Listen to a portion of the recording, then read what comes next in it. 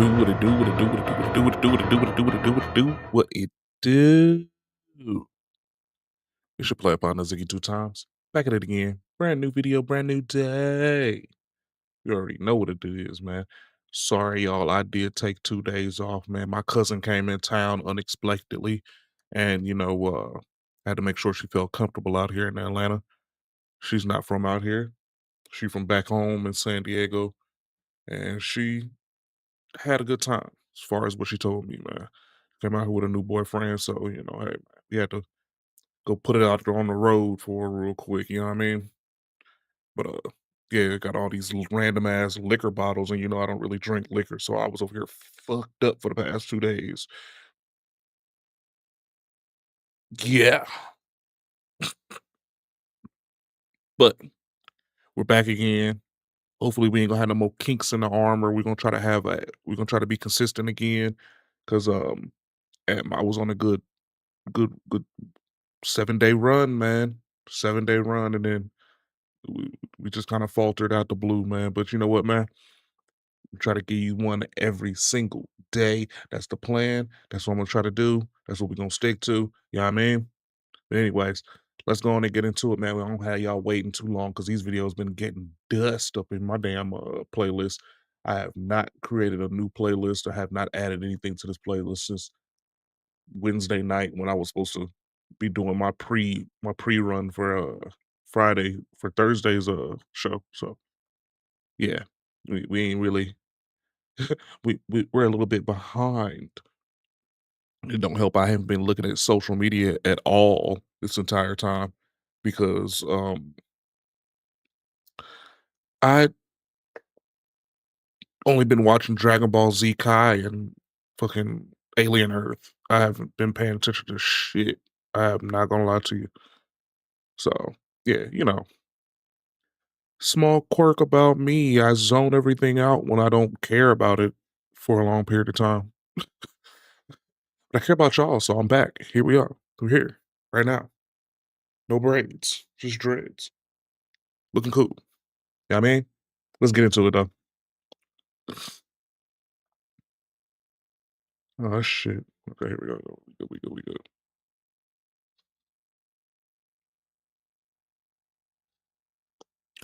Straight up commercial action.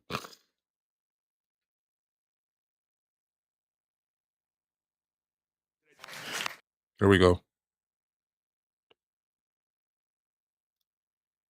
And we're in the on the game. internet again.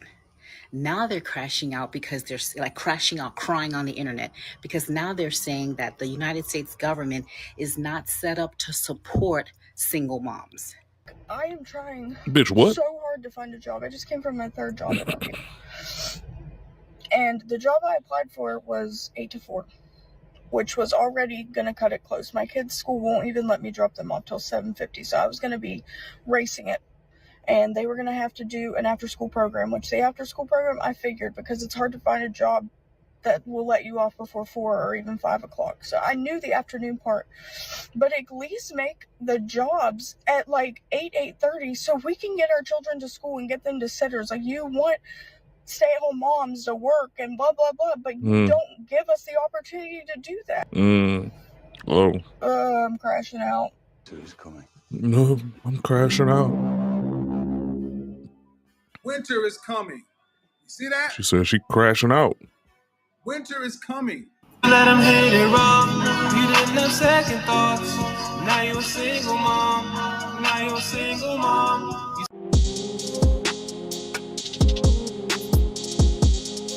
All right. Okay. Average Man Unplugged. My boy Sigma Tupac. What's going on, YouTube? Is your boy Rome back with another video. Rome. That's his video. That's his name. That's his name. By the Rome. end of this video, I hope you subscribe. So I got a video for you guys of a woman who says that Black women are crashing out, particularly single mothers, saying that the system isn't built to help single mothers. However, I want to actually make the case that it's not just Black women, because I actually happened to come across a video from Anton Daniels, and he had We got ads over on Twitch, y'all. Sorry about that. different races all having the same complaint. All of them. Without further ado, let's go ahead and get into it. Black women are crashing out on the internet again. Now they're crashing out because they're like crashing out, crying on the internet. Because now they're saying that the United States government is not set up to support single moms.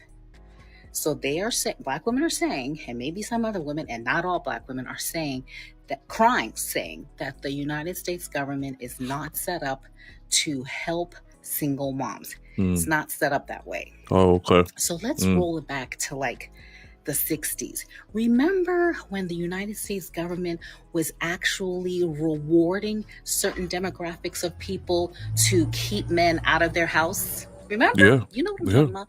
Yeah. Y'all were getting food stamps, forgot about that, huh? Medicaid, housing vouchers, and the only stipulation for eligibility was you couldn't be married and there couldn't be a Black man or a man living in your house. You had to be single. And you guys were down for it. And I know this for a fact because my mom had a friend who was on welfare. The more children you had, the bigger your welfare check. You guys were good with that. You were just pumping out babies and on the government's tit. But now, because Trump is putting a kibosh on the eligibility requirements, you guys are crying, saying that the United States is not built to support single moms. When was being a single mom a thing? And now that the government's not coming to rescue you, now it's a problem. You shouldn't be a single mom anyway. Now, there are a lot of women, hear me before you go in the comments, that are single moms for several different reasons. My mother was a single mom. People get divorced. Shit happens all the time. People need assistance, government assistance, every once in a while. Maybe, maybe not. But the goal is, can you help me? And then you work to not have to be reliant. Black women, specifically the ones crying, not all, you guys just thought that the free train was just going to keep on riding down the track. Oh, shit. All at the same time calling Black men specifically toxic masculinity. All you guys, the women, aggressive, acting like men. The men are, at fundraisers and red dresses. You guys are like supporting them. Black men don't want to have nothing to do with Black women anymore. You guys are mad about that. But now, because your EBT has been cut off or cut in half, and you have to have a work eligibility to even qualify, you have to have a work eligibility to get Medicaid unless you're a senior or disabled, now it's a problem. You read about the cursor hype on Twitter, went to give it a try. It seemed to work really well on small projects and... I'm not trying to hear that shit.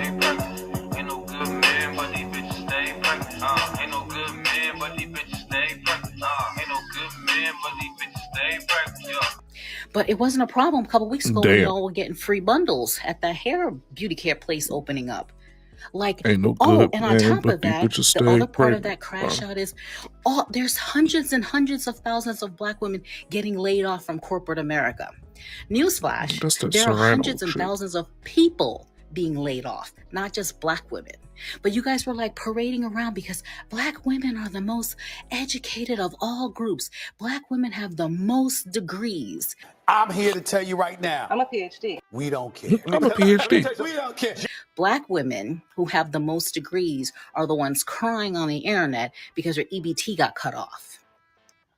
So now it's an issue. Now it's a problem because the United States government, allegedly, per some of y'all, is not built to support a single mom.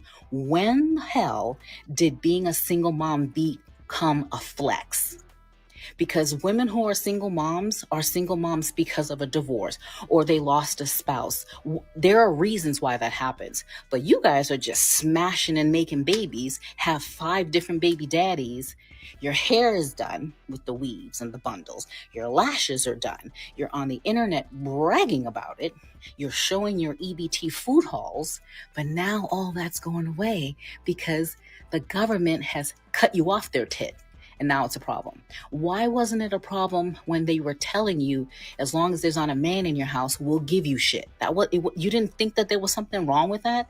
You had no aspirations to be a family, a wife to a husband and have a family and try to make it work aside from situations that happen? That was not your goal. You just wanted free money. The free money train is over. And now you guys are crying on the internet. And then there's still some of that people going live asking for money. If I have 13,000 followers, if all of y'all send me $1, I can blah, blah, blah. Get out of here. You're broke.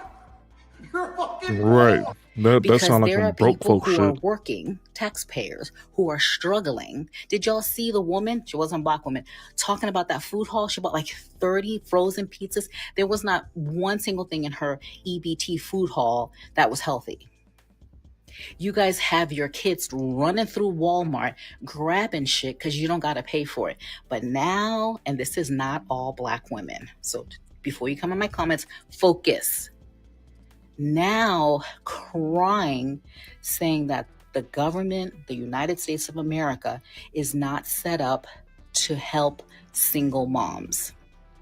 Let me know down in the comments, who in the comments thinks that being a single mom by choice because you got 5 different baby daddies and none of them would marry you was a flex to begin with? Let me know. And I'm not talking about the women who needed help, who need help. Y'all know who I'm talking about. The ones that are going to be nasty in the comments, y'all. Y'all, when I heard that woman say EBT grocery haul, food haul, I thought she was just joking. Because when she said it, I literally chuckled. I thought the shit was funny. But I was like, you know what? Something in my gut told me to go on YouTube and look that shit up. Type in EBT food haul or grocery haul on YouTube, you guys. And you will see videos. Yeah, they be running up in that thing, running out. Flexing. And getting views off of this shit. I just looked up like one of the first videos that I came across. That shit got like 14, 15,000 I don't have a views. chat bot set up for Twitch. Sorry. What? Y'all really be on YouTube? Yeah. Flexing them stamps. Yeah, I ain't got that set up. But no more. I know she put an emphasis on black women. However, I just so happened to come across this video that Anton Daniels did literally around the same time, and it's not just black women. He had about 3 different women, and they were all sharing similar sentiments. Check this out. The working world is not made for mothers with small Not villages. made Like, for mothers with small children, because I'm broke if and the job I applied for was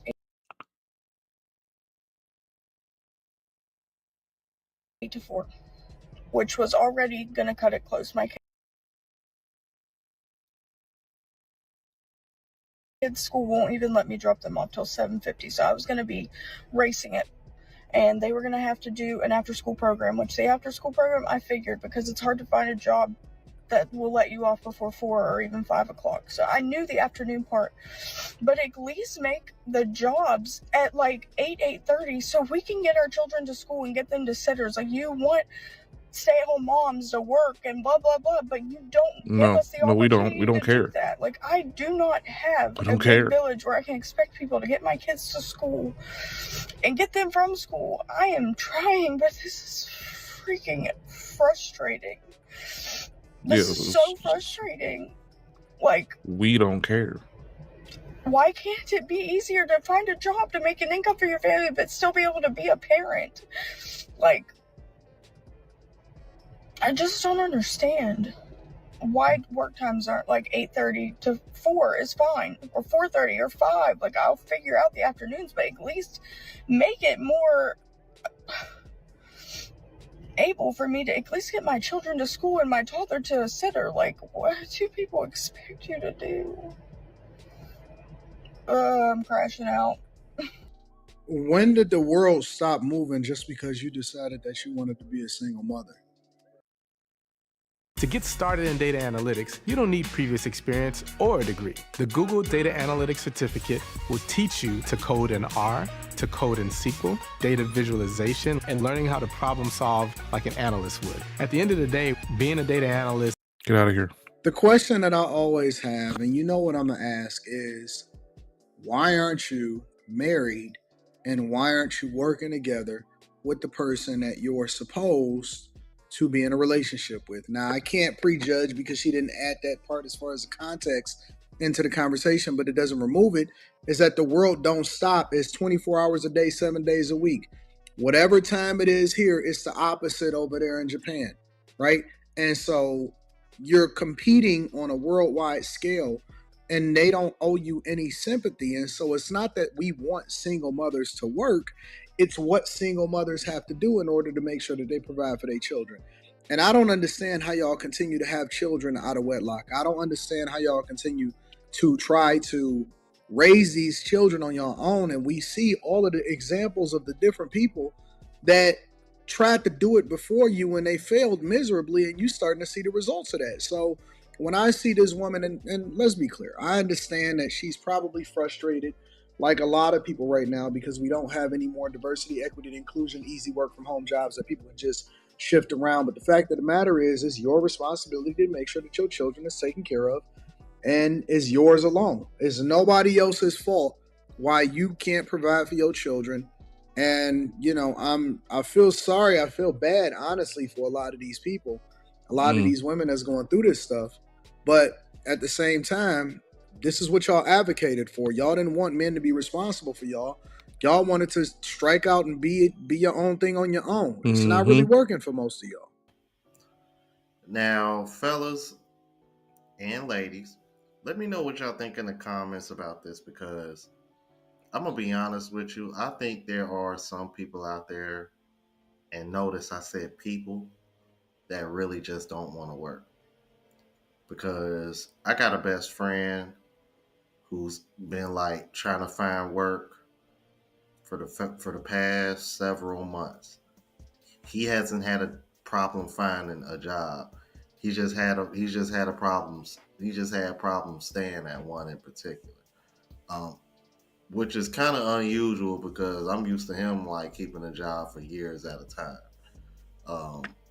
But I guess he's being a little bit more particular because he's a little bit older now, so there are certain restrictions that he has, but that's mainly due to like injuries and stuff. But he hasn't really had problems finding work like a lot of women that you're seeing coming on the internet complaining about.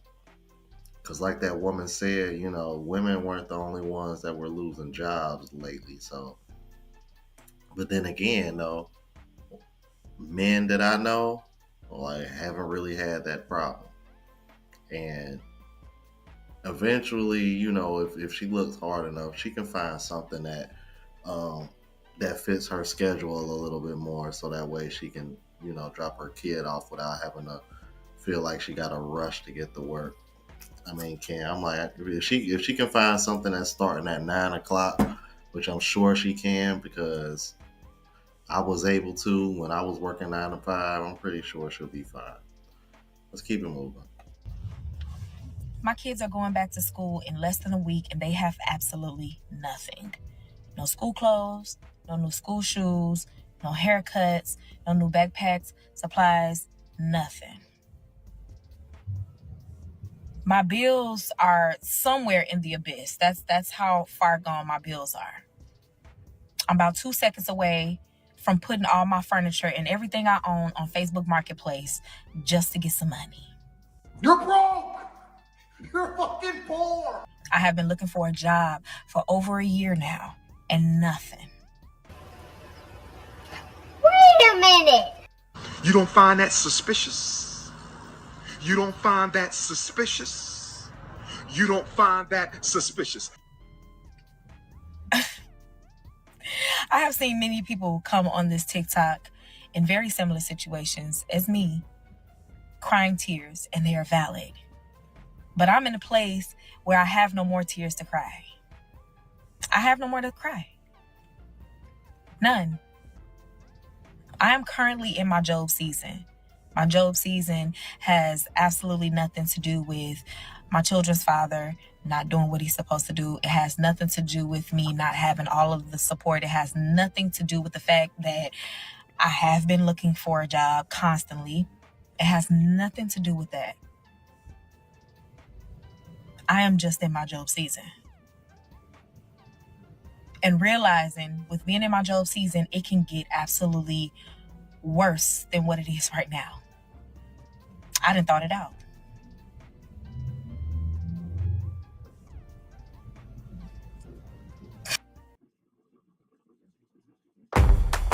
Introducing Gemini in Gmail, AI that thoughtfully summarizes conversations and helps craft professional responses so you can stay ahead of that never-ending inbox.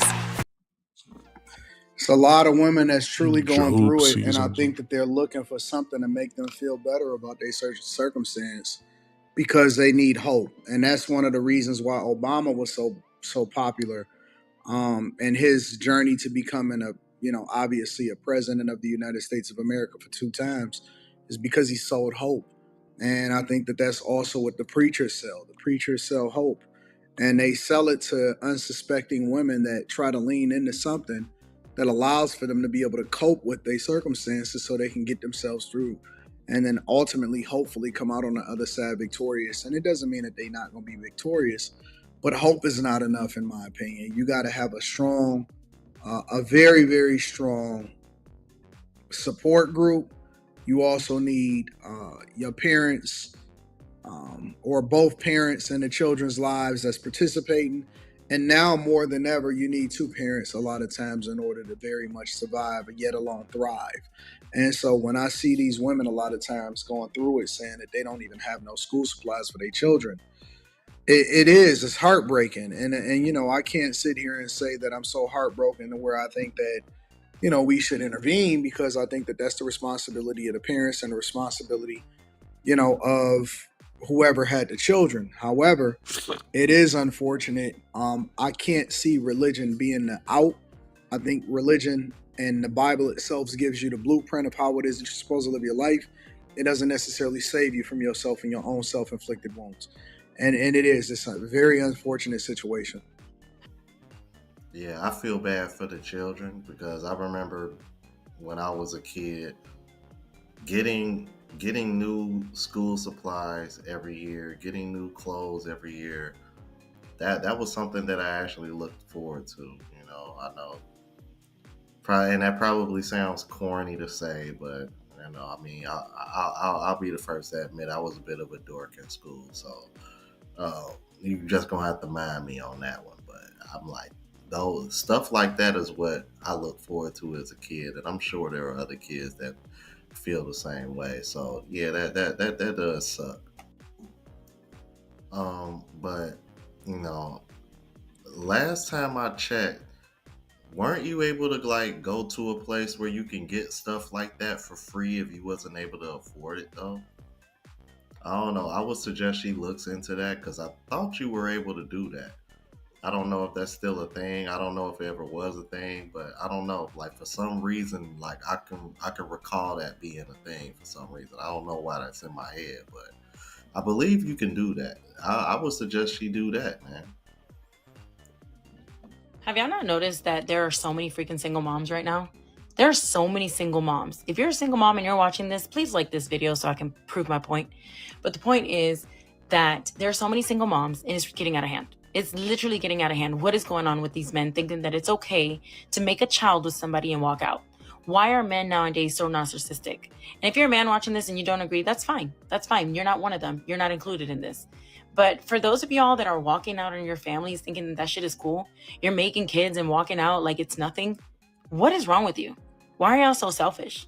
Do y'all not understand that these kids need a father figure? And if you're walking out and you're doing your duties because things didn't work out, I understand. But most of these men are just walking out and doing their own thing. Most of these men are just walking away from responsibility and leaving it all up to the woman. And that's not fair and it's not right. If you're going to be with somebody, then be with somebody and do right by them. Okay? And women, do better choosing men. And this goes for me too. We have to do better. Because all these kids without their daddies and these single homes, like, what is going on? This is sad. This is really, really sad. It's become a norm. I mean, I see what you're saying, but then it's also not It just is the our cultural problem norm. of It's the the cultural men. norm for women to make sure that they procreate with men that they know that they're not supposed to be with. And there's a small minority of men that is procreating with the majority of women. And so, there is a level of responsibility that has to come. But again, I always say that when women advocated for equal, they said, my body, my choice. and then they advocated against updating family court laws, what did you think was going to happen? When they overcorrected and tried to place women on a pedestal instead of, focusing on creating strong family structures, when they get rid of laws that incentivize, or when they get incentives that help women continue to divest themselves against their family, when you continue to have people that are having kids out of wedlock, and the society and the culture is overly sexualized, what do you think is going to happen? This thing is going to completely collapse and fold, and it's never going to be what you thought it was going to be. It's going to be a fraction of what you thought it was going to be, and it's going to go bad, and it's going to go south from there. But I'm curious. Well, statistically speaking, because they had this broken down by race, but majority of fathers, regardless of race, are there for their children, whether women want to believe it or not. Y'all got to stop with this narrative that there's just millions of men having all these babies and just walking away. Right. Slip into the CX50's elegant cabin, and you'll find a level of refinement uncommon at this price point. Equally impressive is the CX50. I mean, Crazy as hell. Do I need to reference the DDG situation? Do I really need to go there? There was another situation, like not a celebrity couple. A brother just had to go through hell just to get custody of his daughter. So let's not sit over here and act like that's not a thing, because I'm like, she conveniently left that out as if like all mothers can't do no wrong and they just all good people. No. Let's stop that, okay? Please. Let me know what you thought about this. If you're new to the platform, please subscribe. OGs, I appreciate the love and support. Make sure y'all hit that bell notification. That way y'all know what I'm uploading. Hit the like button, because that's with the algorithm, and helps to reach a broader audience. Also look out for the travel vlog channel as well as the live show channel. Both links are in the description. Until the next video, y'all. Deuces.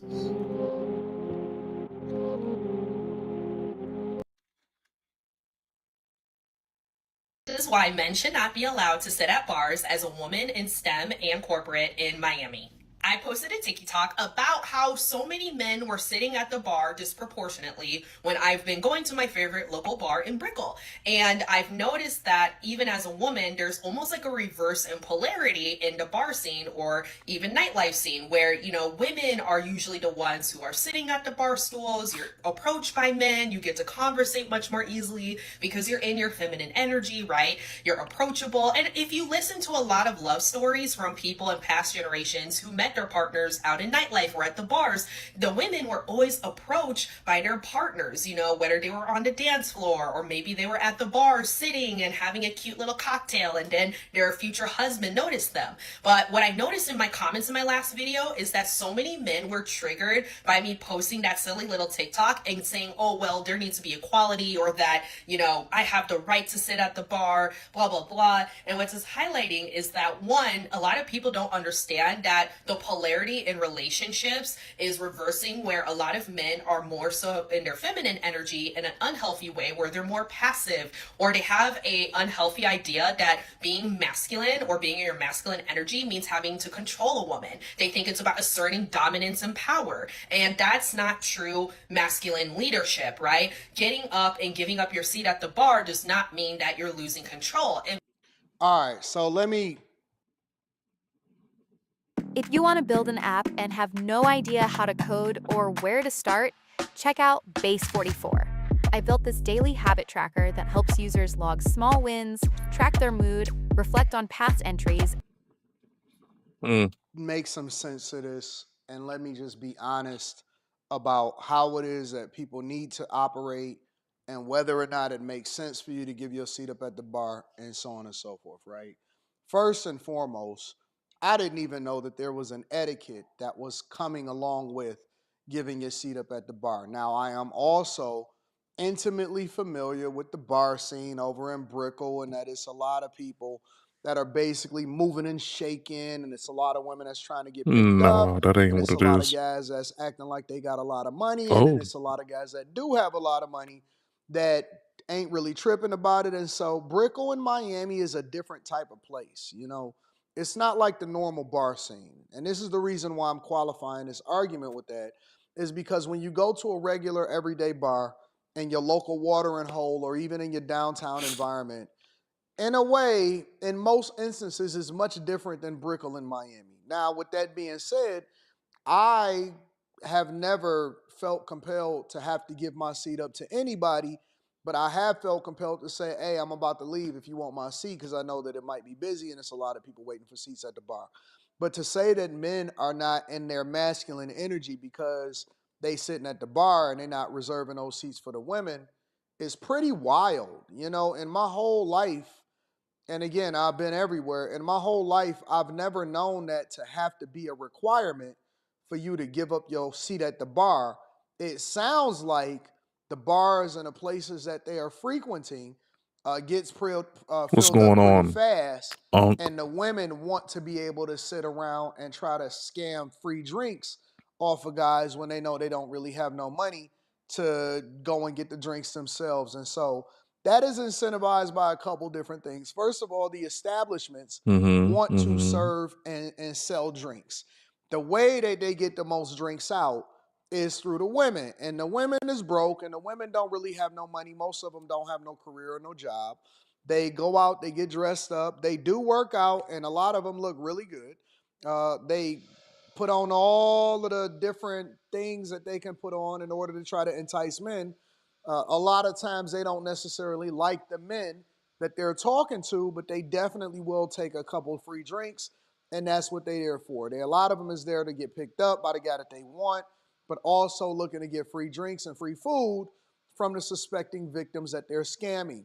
Now, the one thing He about called that, them though, prospective is in victims order of for them to be able to scamming. do that, That's they got to hilarious. be at the bars, right? So that's one thing. The second thing is she's talking about all of these stories that she heard from people that they approach them at the bar, though. I am familiar with the fact that guys go up to women and all of this other stuff and they shoot their shot. Cool. But I wasn't familiar with, and maybe I've just been to too many local watering holes or too many bar restaurants. I usually see it's a mixture between guys and girls having conversations and interacting and kicking it with people. Sometimes you see a group of guys and they just at the bar getting drinks, watching the game. And then other times you see mixtures, and then other times you see women coming in their groups, and then the guys are sitting in their group, and then, you know, sometimes somehow it started getting mixed up and put together. But I didn't know that the bar was specifically reserved just for women so that men can then approach them. That must be something new to me. Again, I'm new to this. I'm hearing this for the first time. I've never heard this in my entire life. I'm willing to admit when I've never heard something in my entire life. And so that is what you now see happening on this front, as far as her saying that guys should have to or should not be sitting at the bar or else they're in their feminine energy. Interesting. Means you're creating a safe container for the women at the bar where the women know, hey, I'm going to be provided for, even if it's in little ways. I can rest my feet. I can sit down comfortably. A matter of fact, like, if you're doing that as well with good intentions and not like ulterior motives, like those women, right, or whatever woman you give up your seat for, you never know, that can lead to another date, but you have to be willing to kind of lead and provide that energetic container for a lady to feel safe, to feel comfortable, to like feel like she can just loosen up and have fun while she's out. And a lot of men are losing touch with this in real life. And I saw in my comments, you know, how many men were losing touch with the art of socializing in real life. And it's funny because there's a lot of conversations about the male loneliness epidemic, but whenever I talk to older gentlemen in particular, because I'm not someone who dates a lot of men or young guys around my age. I'm 26. I'm attracted, I think, more intellectually and emotionally, as well as just given where I'm at in terms of my career, to older men. What? The quality of your AI's work doesn't depend on just raw intelligence, but on the quality of its understanding. Giving AI a bigger context window is like building a bigger haystack to find the same needle. That's weird as fuck. I've heard that one before. They don't really know what I'm talking about when I bring up the male loneliness epidemic. And they also say that, well, If you're somebody with emotional intelligence, if you know how to socialize, if you know how to engage with women in real life and be a gentleman, chivalrous, provide that masculine leadership and safety, and not go in with this mindset of, oh, well, I'm all about equality, or, you know, I'm all about, you know, being the man, you know, I need to be respected, right? These men are going out with this energy of, how can I make women's lives easier? How can I make this woman comfortable? I don't really think that guys We don't go be out thinking with that about that type of shit. mentality. I think that most guys is just on some, I'm about to go out, have a good time. Hopefully I meet a few people and I'm going to keep it moving. It's really not that deep. Nobody thinks that deep about these situations that I'm familiar with. And how can I, you know, make sure she enjoys my presence so she's not thinking about other things, right? Think about it. Even little things like if you have to stand in your heels, which, by the way, just want to show you some of my heels, like these hurt, right? Think about these ladies that are like wearing shoes like this, or like the straps cutting your toes after you've been walking and standing. Like, men need to think about these little things. But that's just my 2 cents, my little. I don't think anything is wrong with what she's saying. So I'm not about to deep dive and go in. And, you know, I always like to link back to the content creator, so that link will be in the description.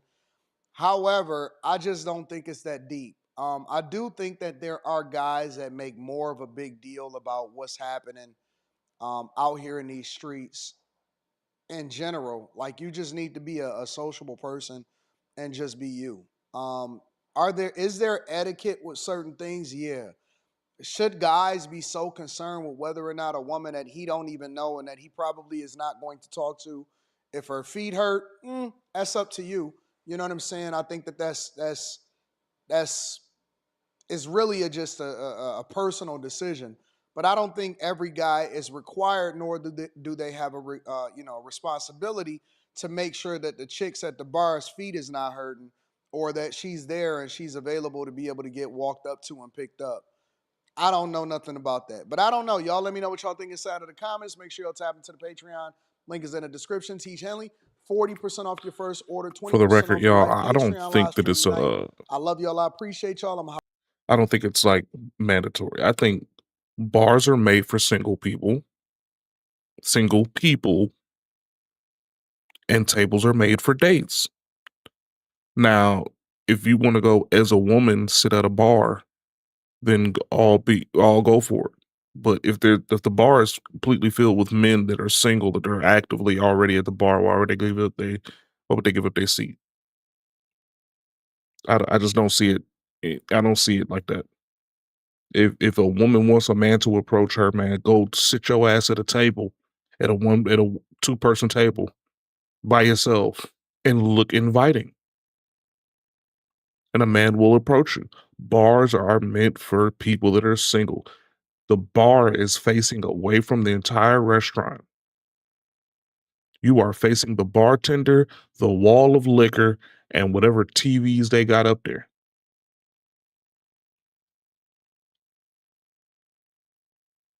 Bars are not made to be the social surrounding for a bar or restaurant. Like, when you're at a bar, your back is to the fucking door, your back is to the crowd, you're looking at the wall of liquor, the bartender, and whatever TVs they got right around there. It's not it's not made like that. I mean, at least I don't believe so. That's not what I think, how I feel about it. But whatever. I If y'all want to go get approached, go be somewhere where you can get approached. Holler at y'all later. Peace.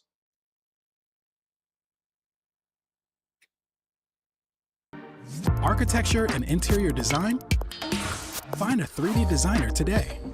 Fiverr. Start now. All right, this is the XQC Trippin video. Oh yeah, I'm man, Stacy. so hey man, what's up with this XQC dude, dog? It's like every single time this man pops up on my timeline, he's downplaying the black creator, whether it's a streamer or an artist. He's always talking trash, bro. Now I'll admit that my algorithm might just be feeding me some things about people that I'm only familiar with because I don't watch his content, thank God, because I love myself. And I'll never subject myself to such punishment.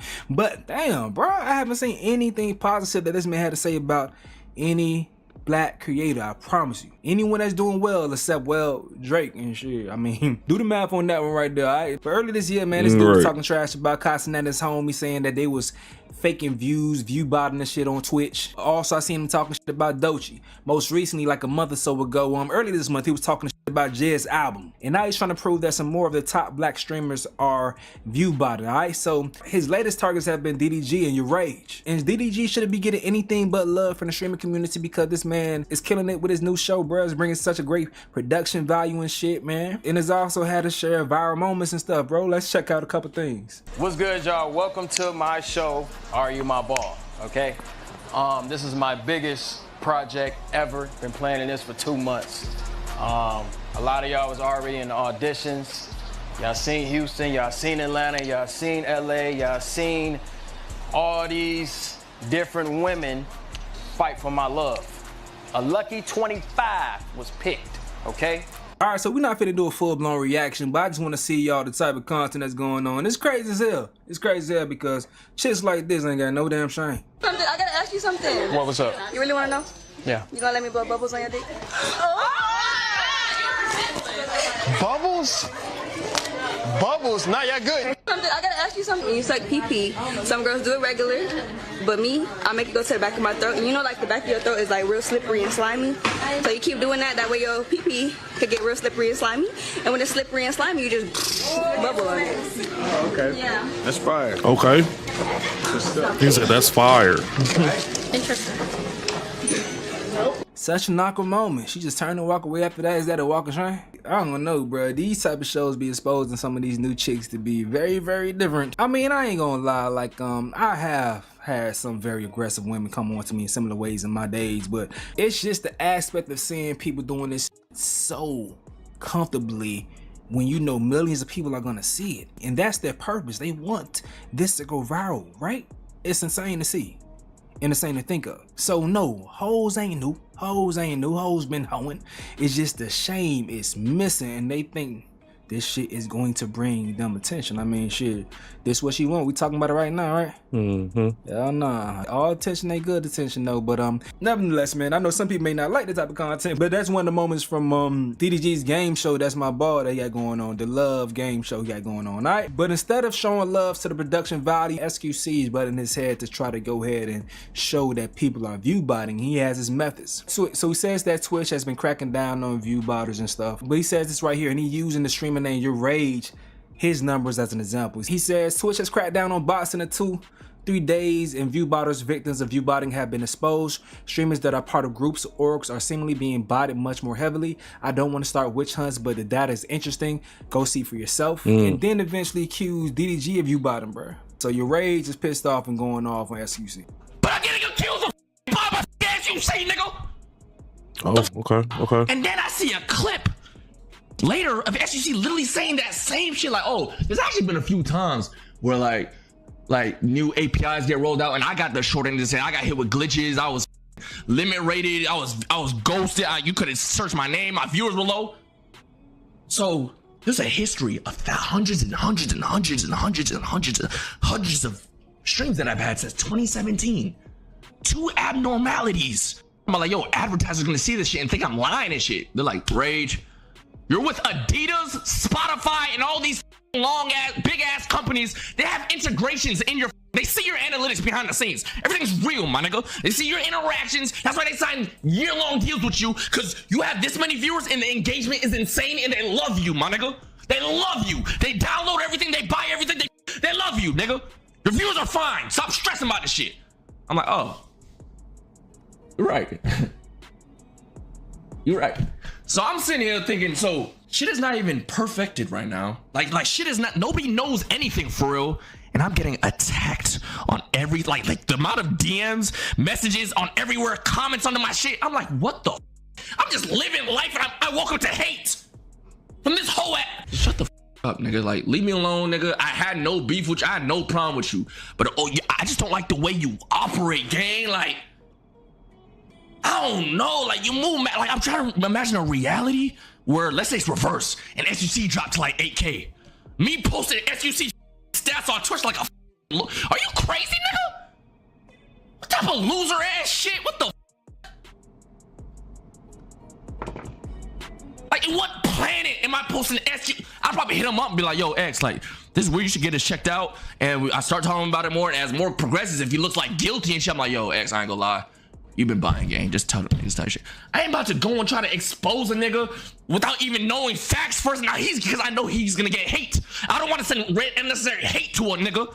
You feel me? But these niggas don't operate like that. They don't care. We're not humans to these. We're just a talking point. We're a topic for their stream, nigga. No matter if I've been to a nigga house, no matter how much I gas this nigga, how cool, they're not. He was raised on the internet, bro. He was raised with a keyboard in his hand. He doesn't have in-person connections. His first real person human connection was probably Aiden Ross, because Aiden Ross is a good dude and he invites all types of people to be his friend. His first real friend is Aiden, gang.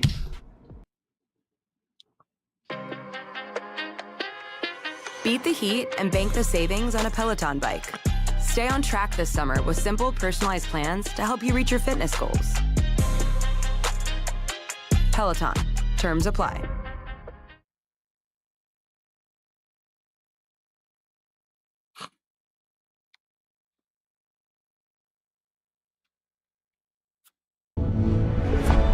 Get different channel lineups for every TV lover in your household in one place.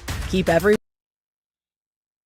Made his first friend at 27. I'm not even trying to talk shit, but like, Aiden's such a good dude, friends with a lot of people, so he kind of. So you mean to tell me that XQC actually know your age, and before like reaching out to him and talk to him about the situation, he just did that? That's foul as hell if you think about it. But XQC reacted to Buddy. Right now, that literally told me, I'm not gonna say his name because he can come out and say it when he wants to say it. He probably gonna say it soon. That he's being botted. Yet he didn't get hit. He's a top streamer that has been being botted for months. Now go look at the stats and go find out who it is, right? When we find who it is, we need to put the name out there, and then we need to pressure that person. When that person is pressured, then yo, they better get mad at him. They better get mad at Rage for throwing some shade at him. They better get mad. Yeah, they're gonna get mad surely, right? And they're gonna sell business, and they're gonna get mad at your Rage for calling him out. Also, about a number of people or whatever. And how many 40K streamers are there? Not a lot. You could probably just figure it out right now. Actually, I'll do it myself. Okay, you got me. It's DDG. I said it. I was pressured by forces out there that are going like I had to say it's based on what he said. I'm making it I think he's probably anything at DDG. So that's how he landed on DDG, as far as DDG being the one that's view botting, bro. And this is what DDG had to say in response to Buddy, man. Say I'm botting. Listen, yeah, I do not care enough to bot no goddamn views. You think if I'm spending all this money, bro, you think I'm finna pay for some goddamn bots? I don't care that much. Nigga, I do not care that much. If a nigga bot, bro, if a nigga's botting his views, nigga, give it up. It's not that serious, bro. We're streaming. Like, y'all niggas didn't see me stream for 5 months straight, bro. Like, I seen me gain 400,000 followers in 3 days. It's like, I just don't care that much about. I love streaming, but this isn't my, like, this nigga been streaming for 30 years. You know what I mean?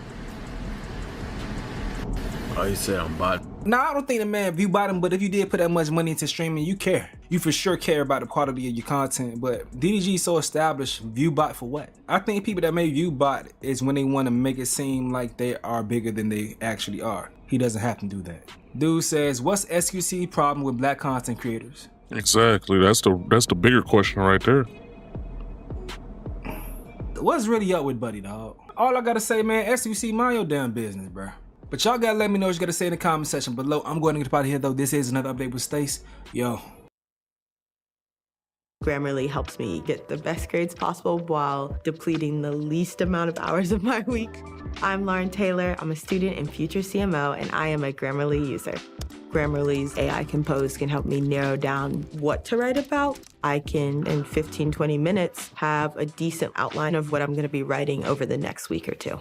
Grammarly's tailored That's insane. Let's go. Chow Time Pod. Welcome back to Chow Time Pods. Real quick, man, I want to give a shout out to Chow Time Pods, man. He popped up in my YouTube comment section. What was it, yesterday or Thursday? And just said appreciate you. Man, I appreciate you, man. Shout out to you for having good ass content and always having a cool ass demeanor about you. That way I can actually listen to the content and not be breaking down what the hell you got going on.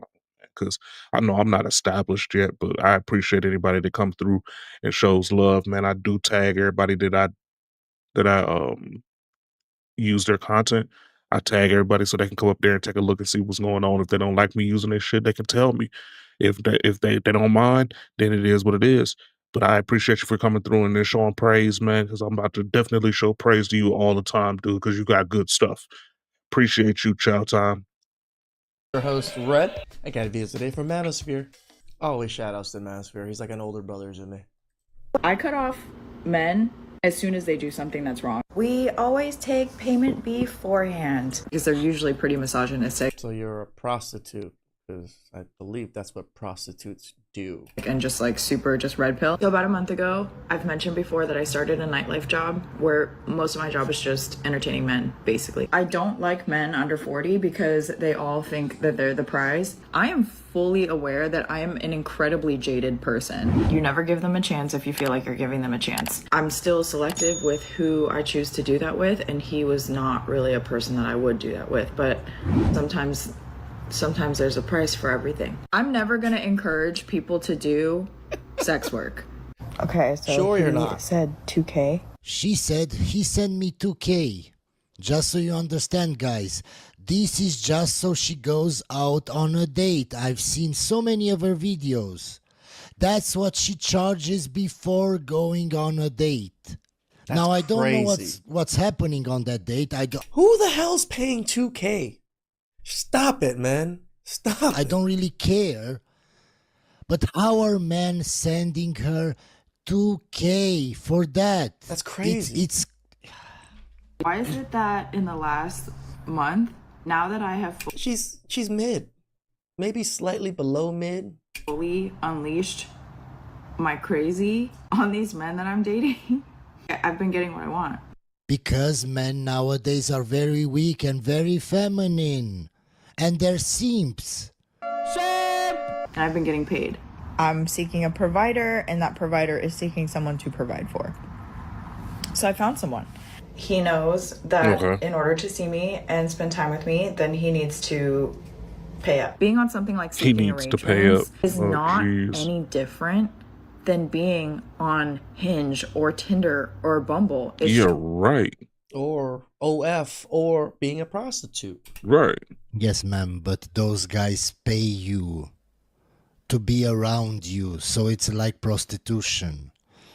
just that I know that I'm not going to be hanging out with any men for $0. Okay, now that we have a man and we have self-worth and shit, I'm legitimately so fucking pissed off about this story. I need to blab about it on the internet because I've already vented to my friends and I've already talked to ChatGPT, and bitch, I don't feel better. I've So I got already- in a really bad fight with These motherfuckers are still using ChatGPT as a therapist.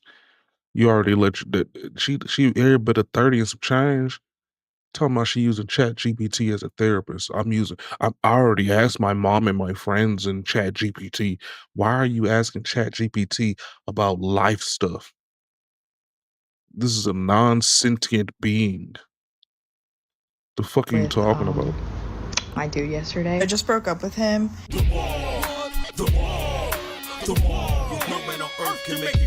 I hate that chopped man epidemic girl for thinking of that idea before me. What's that called when you lose interest in men, but like you're not a lesbian either? Menopause. This guy asked me what 10 things I hate about him are. So I replied with, I don't care about you enough to hate anything about you. I've just recently been diagnosed with being a bad bitch, and I just thought I would share this. Augment Code is the best AI coding tool for professional software engineers. They've put a lot of time and effort making a real-time index for your code base and optimizing it to make it super fast for code bases over 100 million lines. That's weird, man. Women have made millions off the OF. Listen, you're cute. Thank you. the people you'd be competing against. Hot? Tur. Yeah. Yes. He paid for your tummy and arm tuck. It was over $15,000, and then you broke up with him a month after the surgery? Yeah, from the outside looking in, the timing on that is pretty awful. At least give him a few months after the surgery he pays for. I've got this nasty little Don't be paying for women's surgeries. Stop it. habit of catching You feelings wonder why for niggas potential. ain't doing shit. And then I have the audacity to get hurt when they don't act the way I expect them to act. Yeah, all the women want Chad to change for them. Ma'am, why would you want to be in a relationship with a guy when you know that how he acts or how he talks, you don't like? You have to change him to be the way that you like. It's the same thing for us men. Stop trying to change these women. If they're for the streets, they're for the streets. Look for women that aren't in the streets. Why? Why get in a relationship with a guy like that? So I'm trying to do this thing where I feel my feelings instead of avoiding them. Which means I'm sat in my car, crying, waiting to go into work. Okay, ma'am, and how does that help you? How does that help you in dating? How does that help you to find a good guy? How? No, I'm okay. I am okay. Does anyone else feel kind of lost right now, or is it just me? Just you. Yeah, I feel lost each time I have to react to videos like this, ma'am. Me and Manosphere chat about it all the time. Like how our brains are just rotting for the amount of videos that me and him both do. I feel your pain. Like, I know things have changed massively in my life. Like, my daughter doesn't live with me anymore and things like that, but I feel like I should not make videos when I'm hormonal, but I kind of feel like I don't actually. Yes, it's such a trend for women to make videos with sad background songs talking about dating and how it sucks, or how that guy ghosted her, or something like that. Of course. Belong anywhere. Well, I'm not. I don't know where I fit, and normally I'm okay with this stuff. But it is pretty lonely sometimes, right? It is Pretty lonely sometimes, right? lonely to feel like you don't actually belong. Okay, ma'am, I get it. But how does crying on TikTok help you feel Didn't not fix a lost? damn thing. Help you feel not alone. Oh, because people comment and give you attention. Okay, I got it. Anywhere. And you're just kind of in this weird limbo. You've got to ignore me. I'm really fucking hormonal. Hi, this is going to be easier to address with a video because it's a very Right. It's not your life choices that are making you sad or anything. It's hormones. long thread on that prior one. So a lot of your comments have been blaming women if they choose to get into relationships with men and saying at that point anything that happens to them is their fault. Yes, ma'am. Before getting in a relationship with a man, it's your duty, because you're the weaker sex, you have to protect yourself. It's your duty to see the red flags. It's your duty to protect yourself. Like Undercover Brother said, it's your duty to protect that booty. To see if that guy is lying or not. If that's his true personality or if he's hiding his personality. It's on you, ma'am. It is. Because you're the weaker sex, because you can get hurt. If I want to go and swim in a lake or the ocean, isn't it my duty to know if there are sharks in those waters, if there are alligators in those waters? Because I'm the one that is going to suffer. No, if I take a bath in a lake full of alligators and I get my hand ripped off, it's the alligator's fault. It's Damn not my fault alligators. It's because I the didn't alligator's see fault. the Goddamn Damn alligators. sharks. signs, God the big damn signs that sharks. said alligators. No, because I was in love. Because he had charisma. Because he was charming. From the start, guys, talking to a woman like this, you know she has nothing up here. Nothing. No Nothing. accountability. For continuing to go back to men, and I wholeheartedly disagree. This is a very dangerous mentality. Of course, for low IQ people that can't discern anything, that don't know how to spot the red flags, that don't know if somebody's lying or not, of course, you're at a disadvantage, of course, and you're not going to say I'm correct because I'm smart and I know how to do those things. Of course, you're going to say you're the victim because you're stupid. Of course. Women should not take accountability for other people's actions like that. If I get into a relationship with a man and have a bad experience because of him, because of something he has done, something that is wrong with Ma'am, you chose that man to be in a relationship with him. You chose to be with him. Nobody forced you. him for pain that he has inflicted on me, that is not my fault. Yes, it is. Yeah.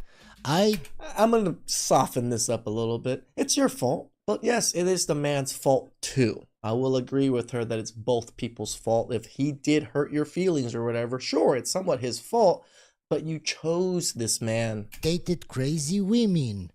I chose to be with them, even though we had nothing in common, just because they were hot. It's my fault. I suffered because of my own stupidity. Agreed. As we always hold men accountable. When you pick women, single mothers and certain women, we just tell you, do better. 1-900-9099-CRY. On Fiverr, you can find the perfect freelancer for your digital marketing. But you probably already know a guy who knows a guy who has a... I'd be lying if I said I'd never had an insecure thought about being single. It can just pose the question, why haven't I got to a point where I've met someone, we both really like each other, and then it's progressed to a relationship? And I do think... Because you don't know how to pick a good man, because you go after the bad boys that have lots of options, and then you're amazed when that guy treats you wrong, or cheats on you, or ghosts you. It can be hard to not then go, oh, it's because of how I look. You know, people aren't attracted to me because, you know, lots of other people seem to be able to get them. People are attracted to a lot of women. Most men are attracted to most women. It's your attitude and what you do in the relationship that's the problem. It's not your looks, ma'am. You can always find a man. Always. But the men that want you, you don't want them. You put them in your friend zone. Yep. That's the problem, ma'am. And you go after Chad. So what's different from them with me? Or maybe you can think, oh, but I feel like I'm funny or I'm good to be around, and you know, I've got lots of friends, but why has it not gone to romantic? And I guess then you think, oh, well, it must be the attraction piece, which I don't know. What possible argument could a woman have towards asking you to get a paternity test other than it makes her feel bad? Give me a single argument other than... There is none. There is none. It just makes her feel a certain way. Because it makes me feel bad. I want to hear it. But why would you want to make her feel bad? So that's I feel bad? If you're worried that she'd be cheating on you, why would you? Okay, then when you go out with your girlfriends and your boyfriend says, why are you going out with your girlfriends? He feels bad. Why are you making him feel bad? Right? Don't you care about him? Same argument. You don't care then. But if we say something important that can change your life, like a paternity test, where if you did nothing wrong, everything's okay, then you get upset. Can you see the double standards, guys? So that's I feel bad? It's really. I feel bad? Saying clearly we don't have a strong foundation. Sorry. That's I feel bad. Controversial statement. I don't think Chris Hemsworth Liam Hemsworth or Ryan Gosling are attractive? Ryan Gosling being attractive is Hollywood propaganda. Have you ever heard women say Ryan Gosling is mid? The problem is if I were to take 1 million dating profiles, just profiles of men, whatever, they don't have to be dating profiles, and I were to stratify where Ryan Gosling fits, he's going to fit in the top 1%. Okay, guys, so I wanted to show you this video and show you this graph. So women actually are deluded in thinking that the majority of men are not attractive. How many videos have you seen on my channel of women saying that, oh, there are so many beautiful women out there, but there are no attractive men? Look at this graph. This graph is on a bell curve. This is how you measure almost everything. So you have the averages on the middle and the extremes at the end. Pretty much everything you want to measure, this is how it should be. IQ, height, everything, weight, everything.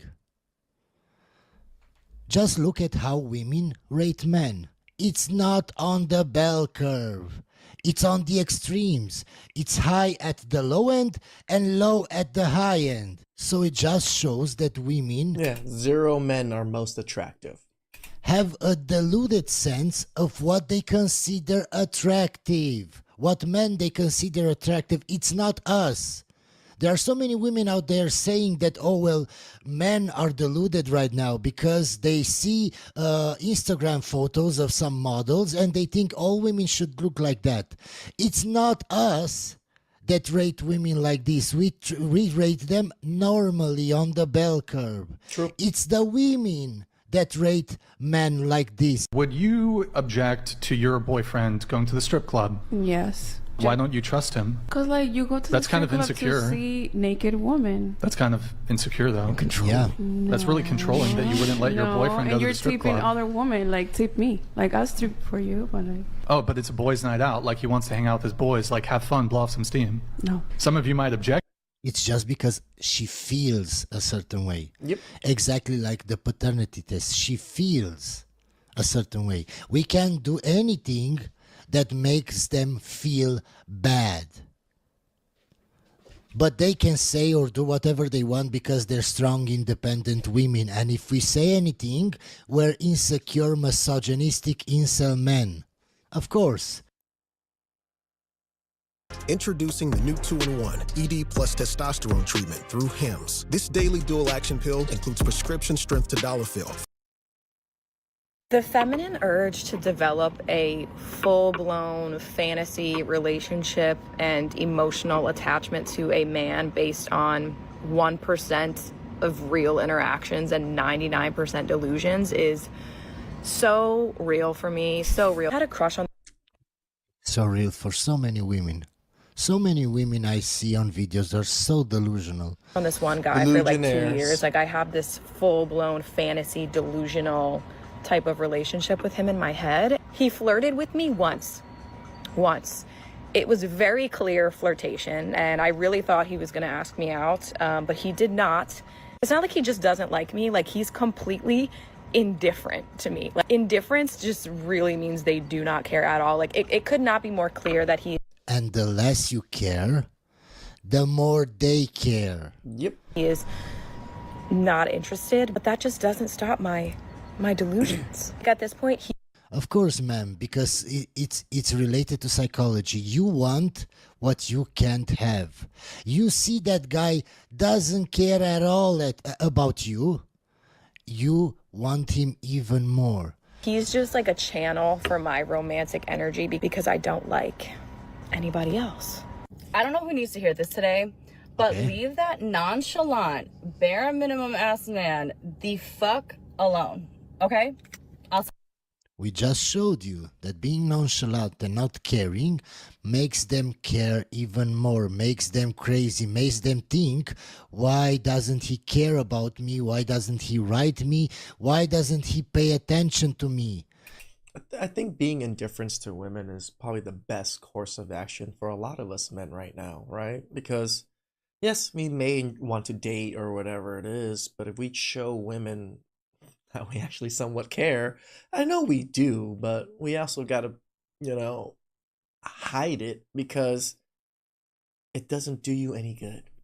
It doesn't. Hold do on, you y'all. I'm any gonna be good as a right man. back. Give me a few seconds. BRB, BRB, BRB, BRB, BRB.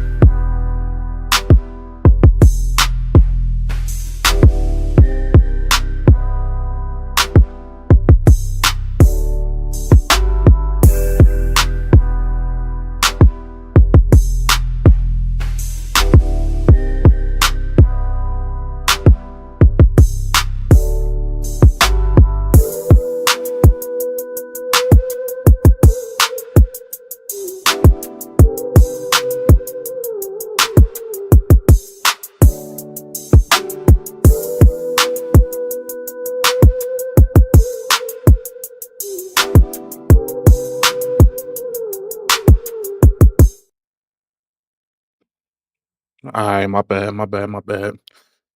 Back at it again. Be more stoic. Move on. Yeah, admire women here and there, but ignore them majority of the time.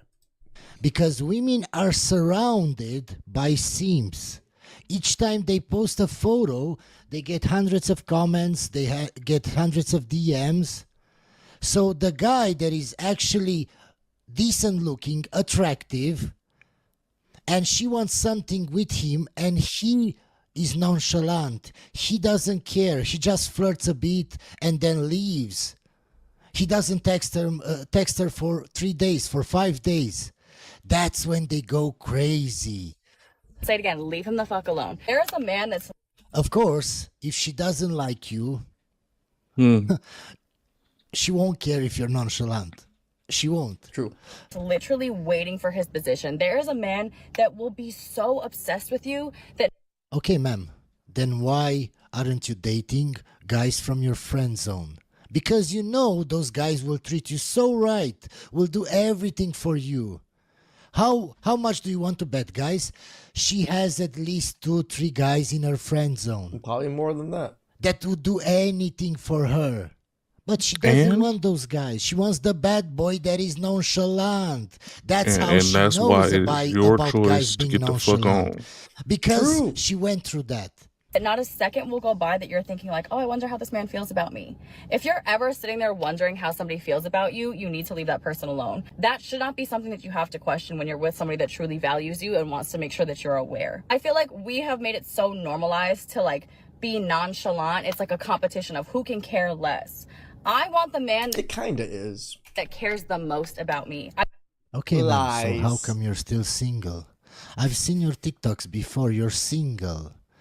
Don't tell me that you don't have any guy friends in your friend zone that would do everything for you. Oh, you don't like those guys. They're too nice. They're too short.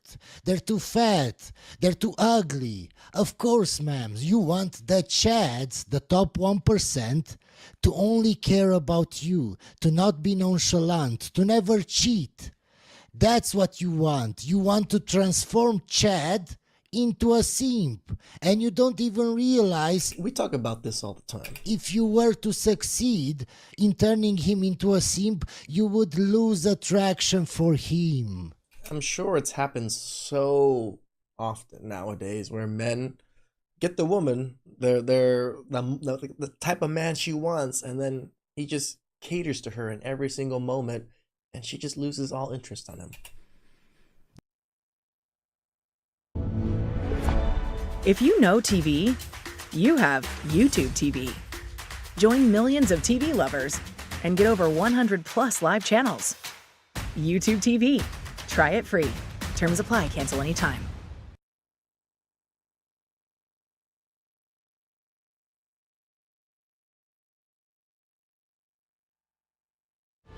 I need allies.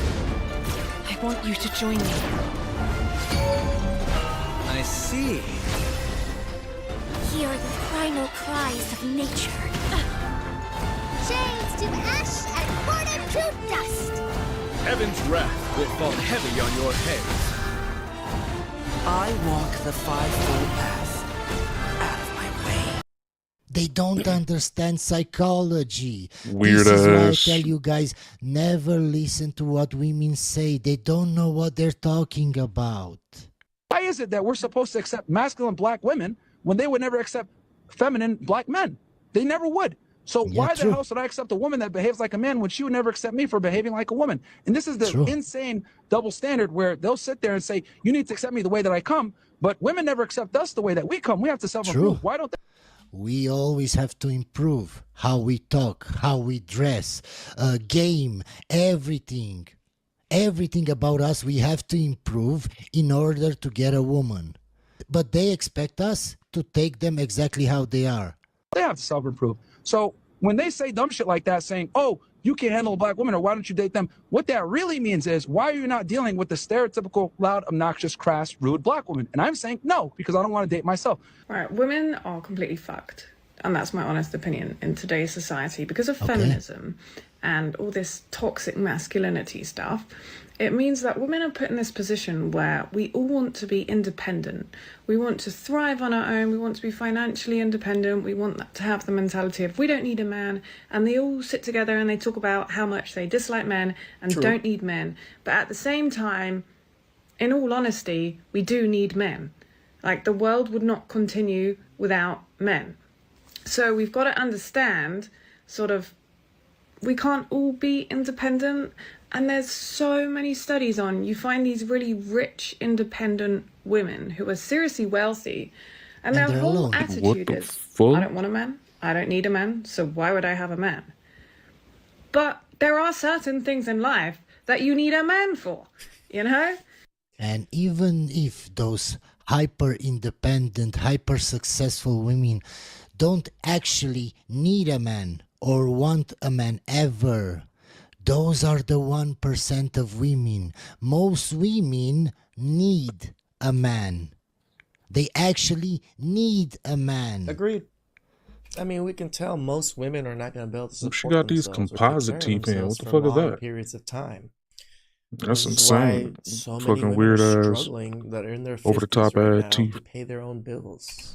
And then men just think that all women, all they want is money and gold diggers. But half of them don't even have the gold. They don't have the money. They want a housewife, like a quiet housewife, but then they don't have a house and then they feel inferior. And it's just all fucked up. As I've gotten older and started dating people in older brackets, I've begun to bring up the topic of having children earlier and earlier on dates. Because personally, I don't think I want children. Parenting lifestyle does not appeal to me. And I agree with this. If you don't want children, you should tell the guy up front, because most guys want children. I don't want to waste anybody's time who does. But I'm struggling to get anywhere with dating because it seems like every guy I run into wants children. Yeah. And I always ask them, why? Shocker. And I have yet to be given a single convincing reason to change my mind. We're not trying to change your mind. We know you're probably going to be a horrible mother. So stick your course. We're going to go find a good mother to get impregnated. Because they want a family, ma'am. That's the simplest argument. Men have evolved to spread their seed.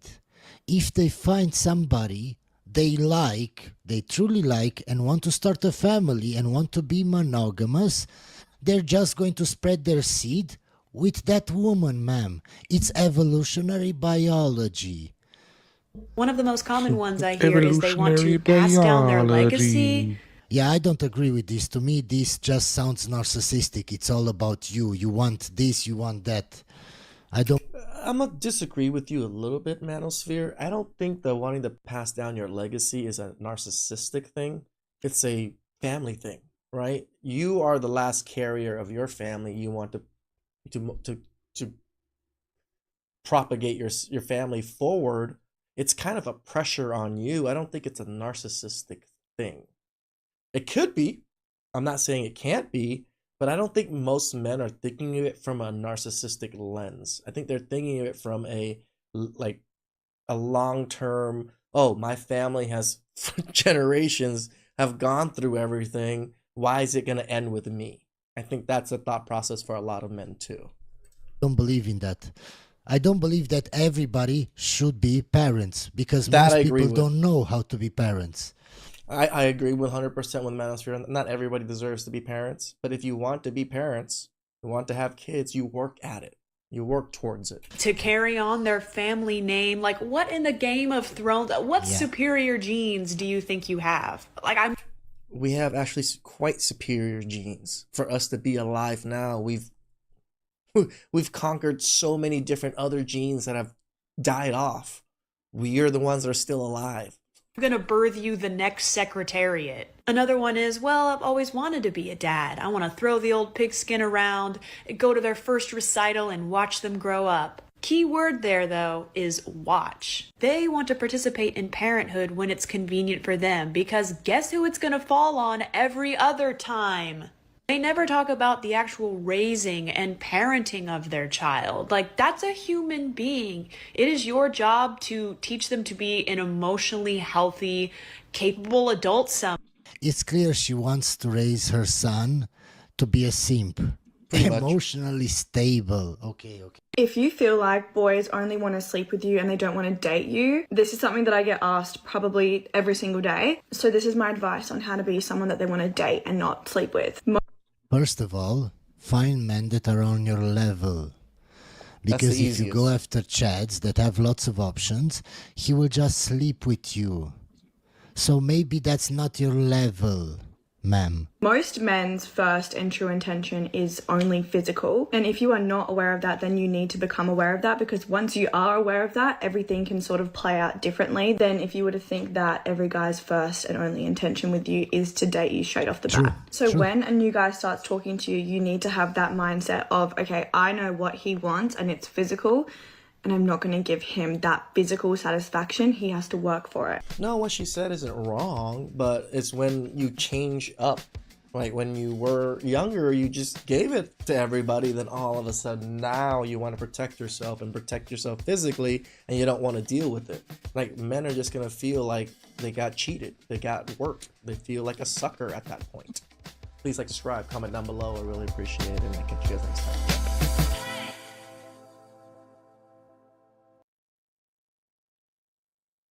Imagine being able to build anything just by thinking about it.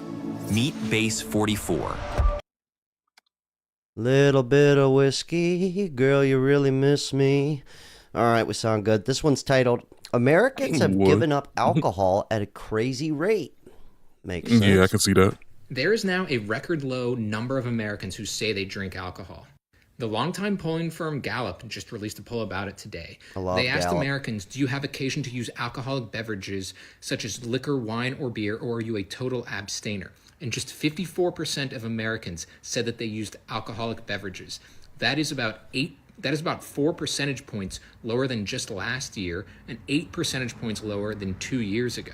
To find the next lowest level, you'd have to go back to 1958 when 55% of Americans said that they drank alcohol. And then 1939, the first year that Gallup started asking this question, there were only 58%.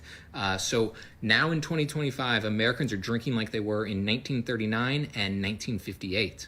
So why is this? Look up real quick, Nestor. Why did people not drink so much alcohol in the 1950s? Look that up. The reason is that young people are not drinking nearly as much, and even middle-aged adults whose drinking rates had been steady in recent years have also started to cut back. And a big reason that people are cutting back are concerns about health. If you go back a decade, then only about 25% of Americans thought that moderate drinking was bad for them. Now that number is 53%. And it's come, of course, after there have been a lot of studies that have started to question the potential health effects of just having 1 or 2 drinks in a day.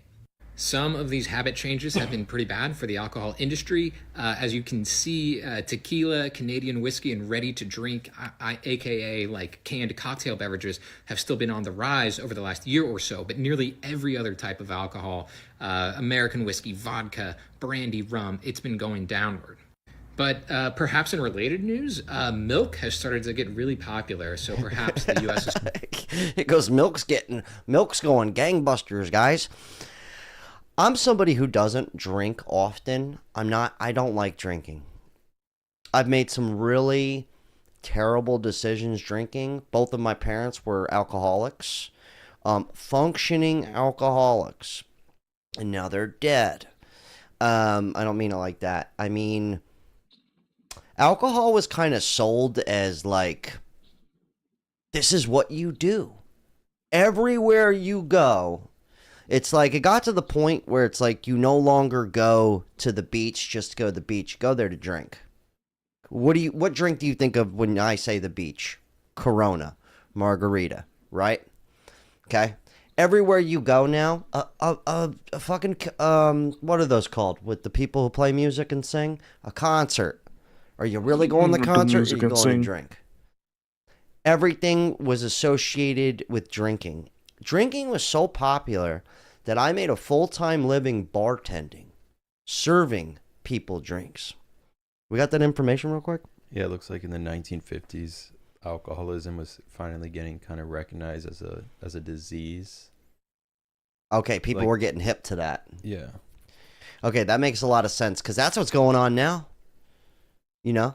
That's exactly what's going. And even if you were to just drink, even if you're just drinking a few beers a night, your body becomes dependent on it. And I'm not saying I'm perfect. I'm just saying I think a lot of people are just kind of like, why?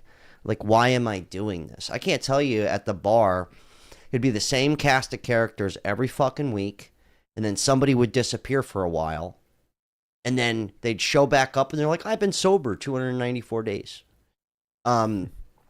It's alcohol became like this thing.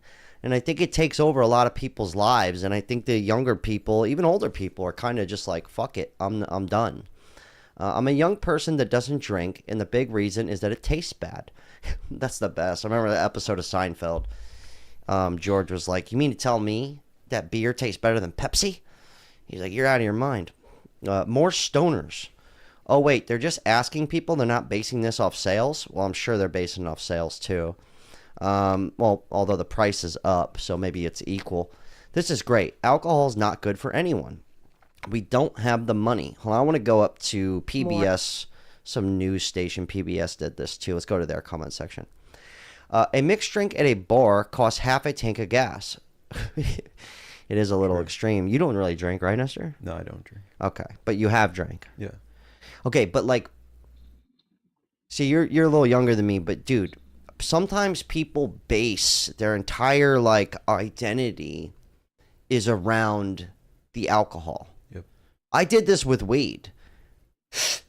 Take a hit, right? But like, I couldn't go anywhere if I didn't have weed.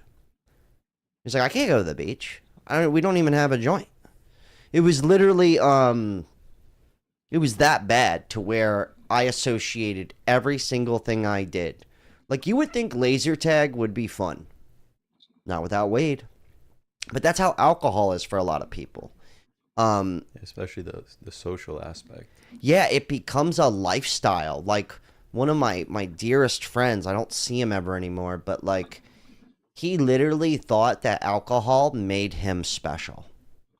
Like, it made him, this is how I'm able to connect. It's such a strange kind of concept. Yeah. And then sometimes people quit alcohol and then it's like their whole image is sobriety, which is great. That's better than the alcohol thing. But I'm saying they make it very well known. Nike? 808 Fiverr freelancers have worked with Nike. Designers, developers, marketers, you name it. Find the perfect one for your...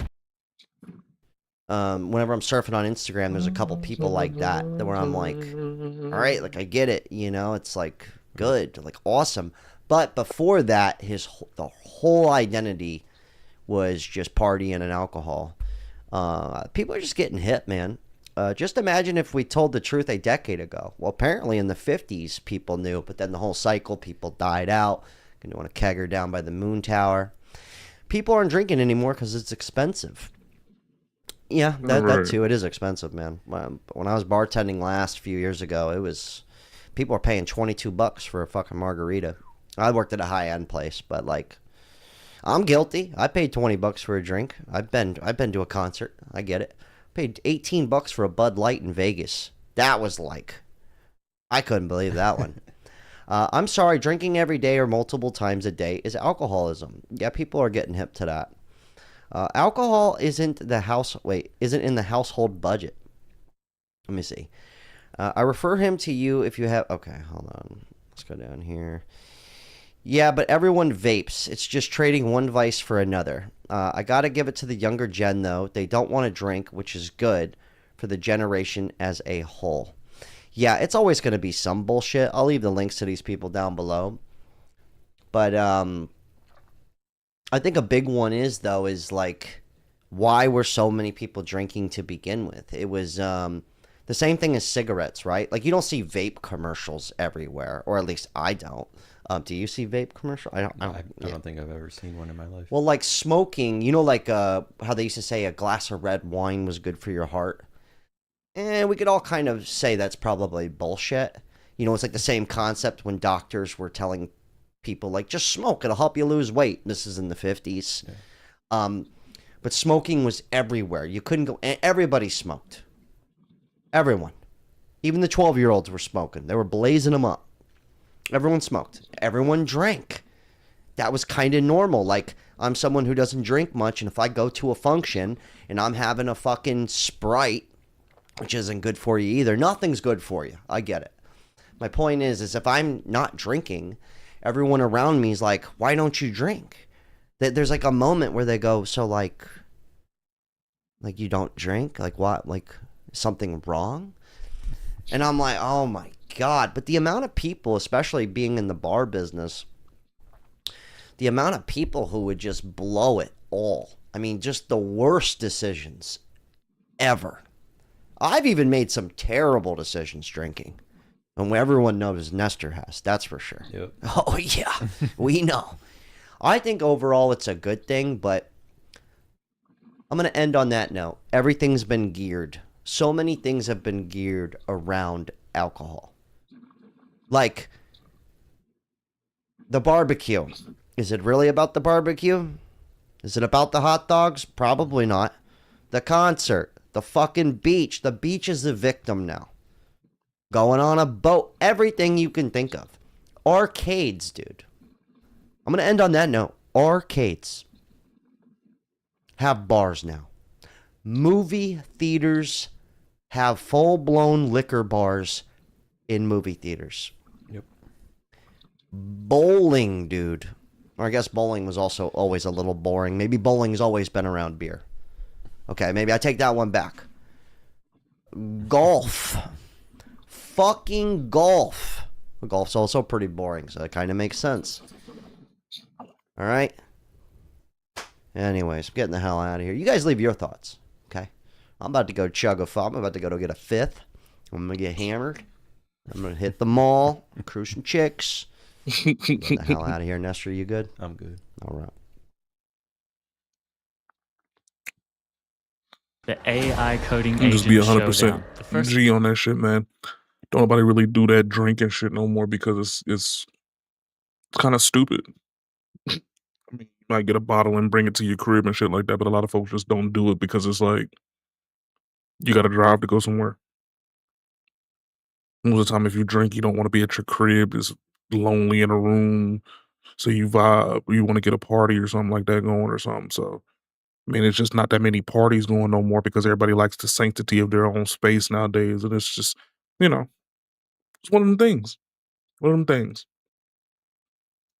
Nobody was meant to have this many options, and we're paying for it. I definitely believe this, bro. I think I said it in a recent video how you didn't see this many tens at one point. You know what I'm saying? There was a time where this is what you saw in your area. That's what it was.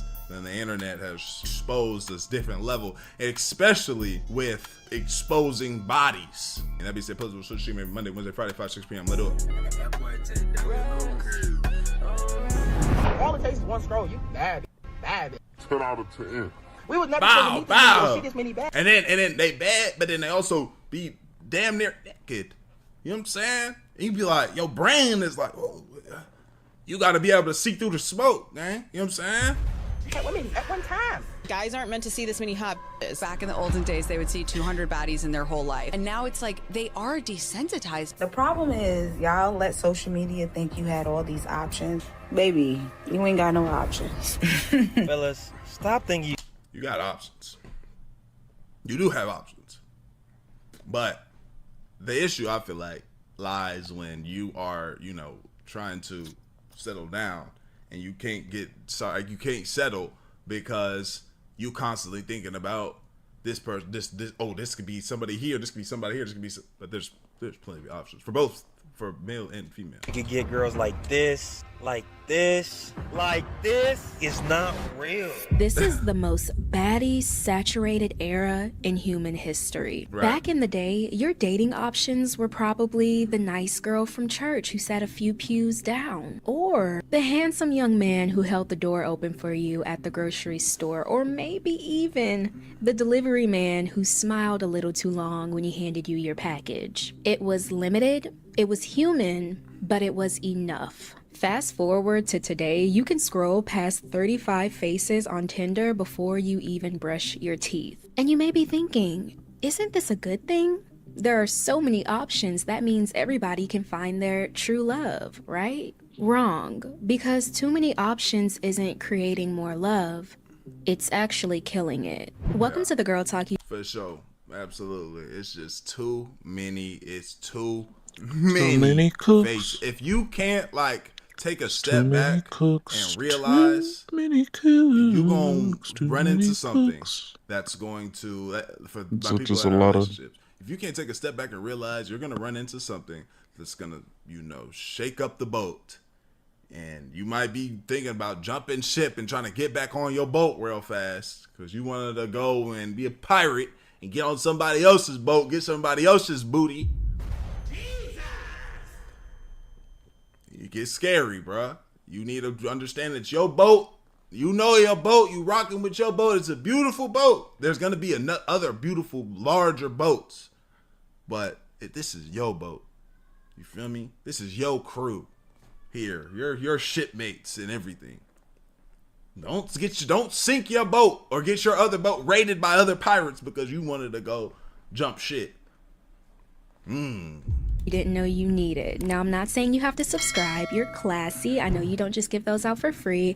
Media has created this illusion that there's just always someone out there that's better. And that illusion is changing everything. Social media has made us feel like there's better. Like there's always better. Grass is And the greener thing is, syndrome. Boy, Yeah. it's crazy. Now it's kind of like, yeah, she's nice, but this one's got a bigger and this one's got social media has made things are more accessible. Yeah. Because instead of people just seeing each other as human beings. Now, again, this didn't stop certain things in the past, though. We do have to remember niggas just been cheating for a long time.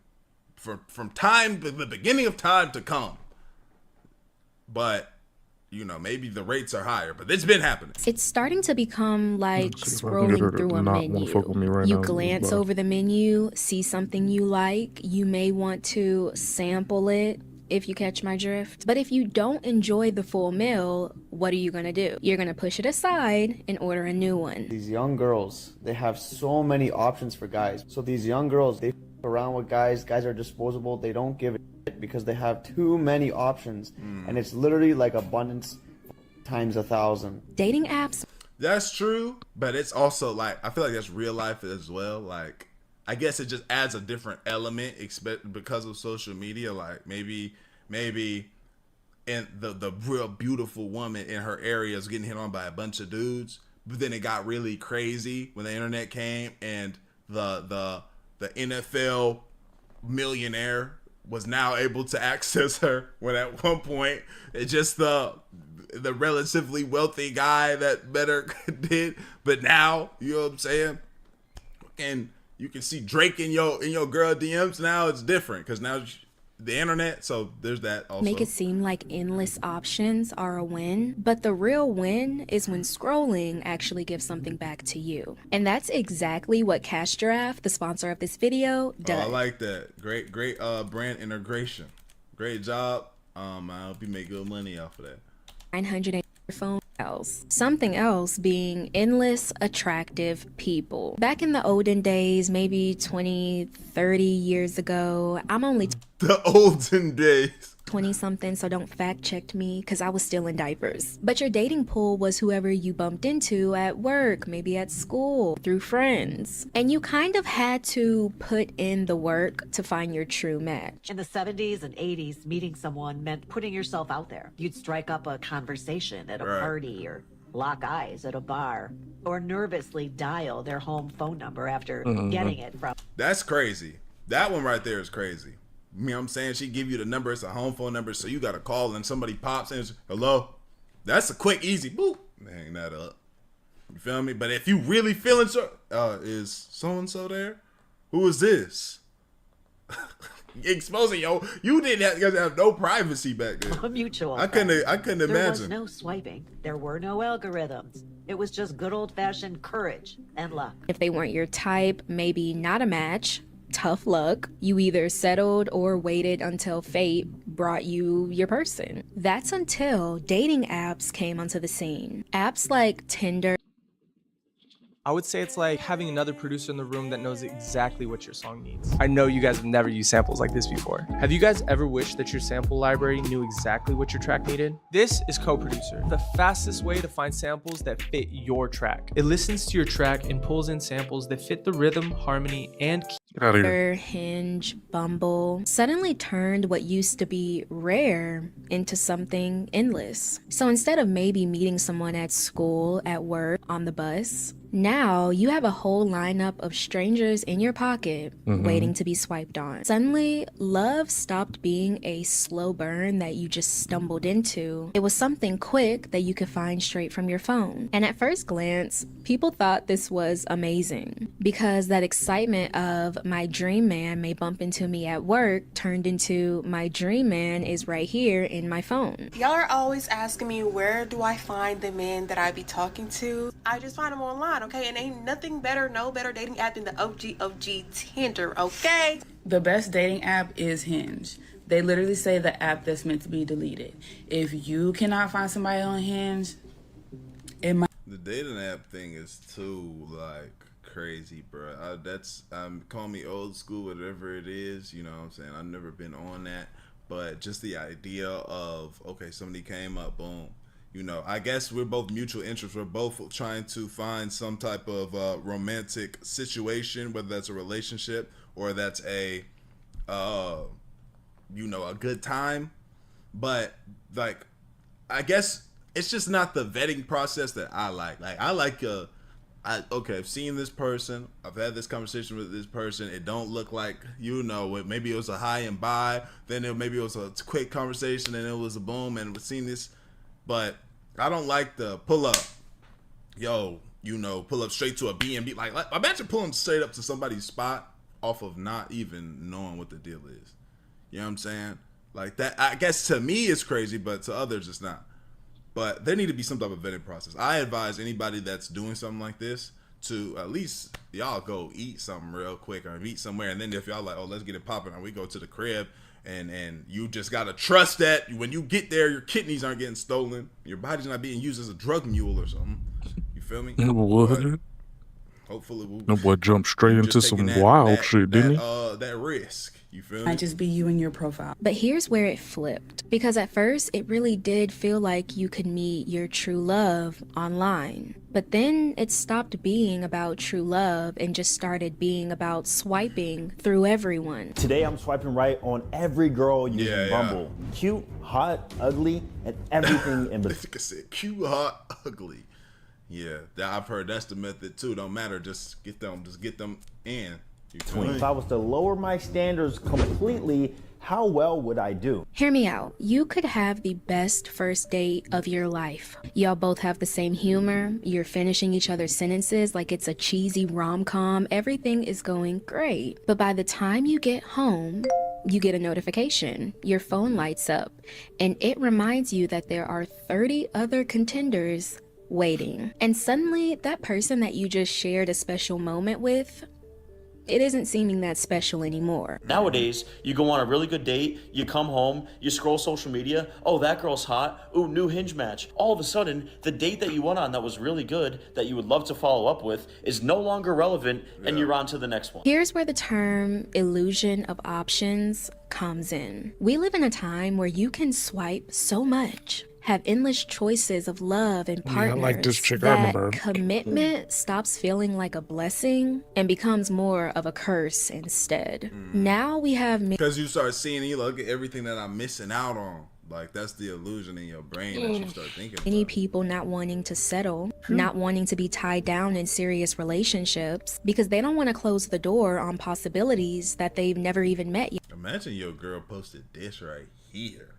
You didn't even know, like, we saw this and she just posted this. You'd be like, yo, or girl, you thought you was rocking. That's why they leaving their relationship. That's why they cheating. That's why they leaving their husband, leaving their wife, because they're not mature enough. A lot of people can't handle the options. There's too many options out there. There's too much candy in the candy shop. All right, serious question. Why did this generation go from until death do us part to until I'm dissatisfied? Because we think we got all these options.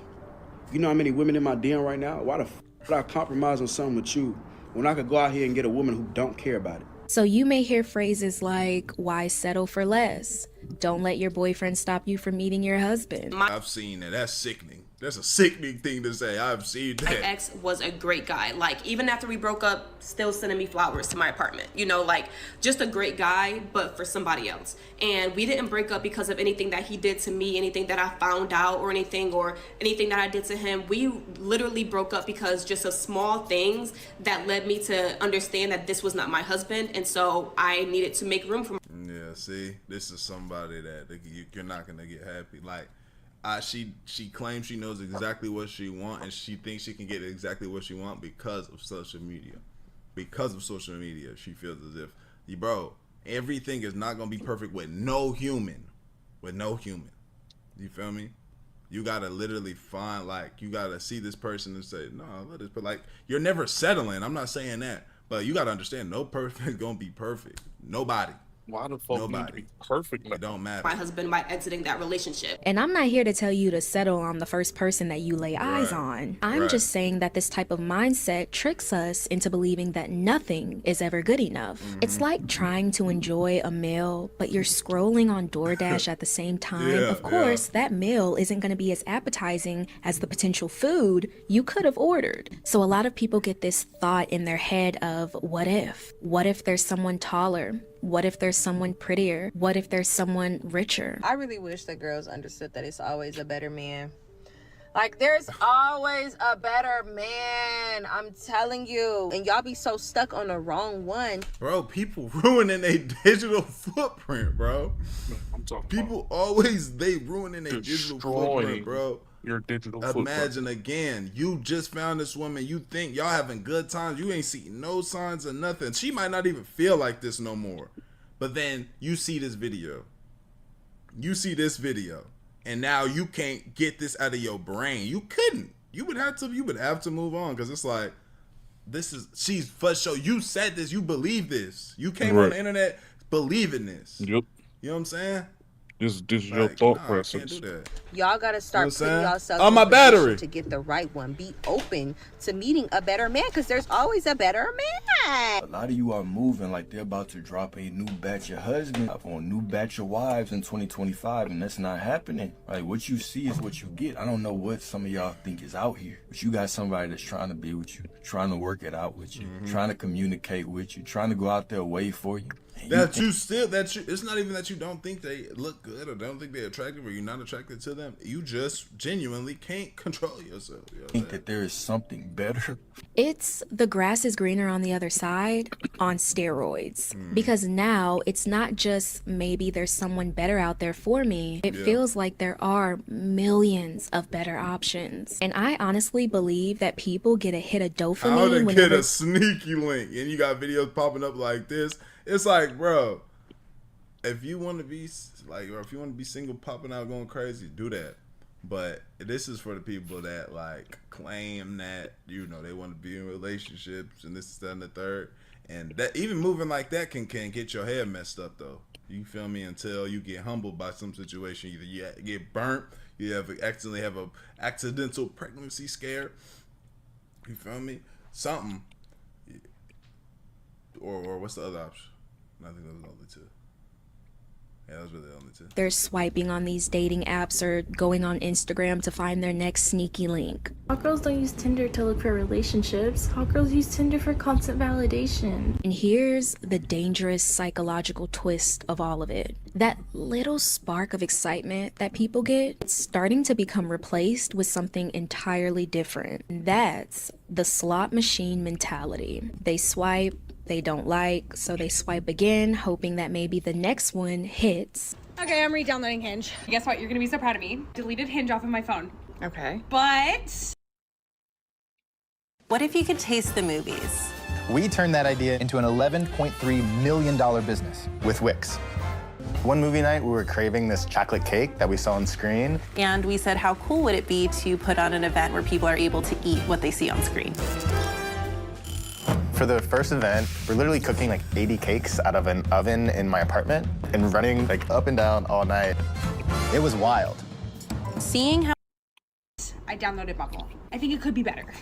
Cute. I'm gonna re-download it. And after a while, it's not even about love anymore, it's about the possibility. If y'all want to get really, really real, a lot of these dating apps, they're built like casinos. The pull down refresh, the bright colors, the little animations, the loud notifications that boost excitement and the possibility of that how that a works? win. And I just didn't know like a that. casino, the jackpot really isn't what hooks you. It's the anticipation that the jackpot might be next. The apps are like slot machines, except instead of money, we're losing self-esteem.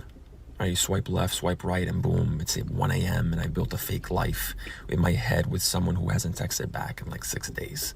And I'm not bashing online dating, as a lot of you know, I literally met my husband on Tinder. It's never that serious. So I'm not saying that you can't possibly find love or hit the jackpot on apps like that, but we can't ignore the fact that apps like that are desensitizing us to what genuine connection is supposed to feel like. Y'all have truly lost the art of building genuine connections with people, which is why y'all get y'all this internet every day and scream about the dating pool being so terrible. Yeah, for sure. That's huge though.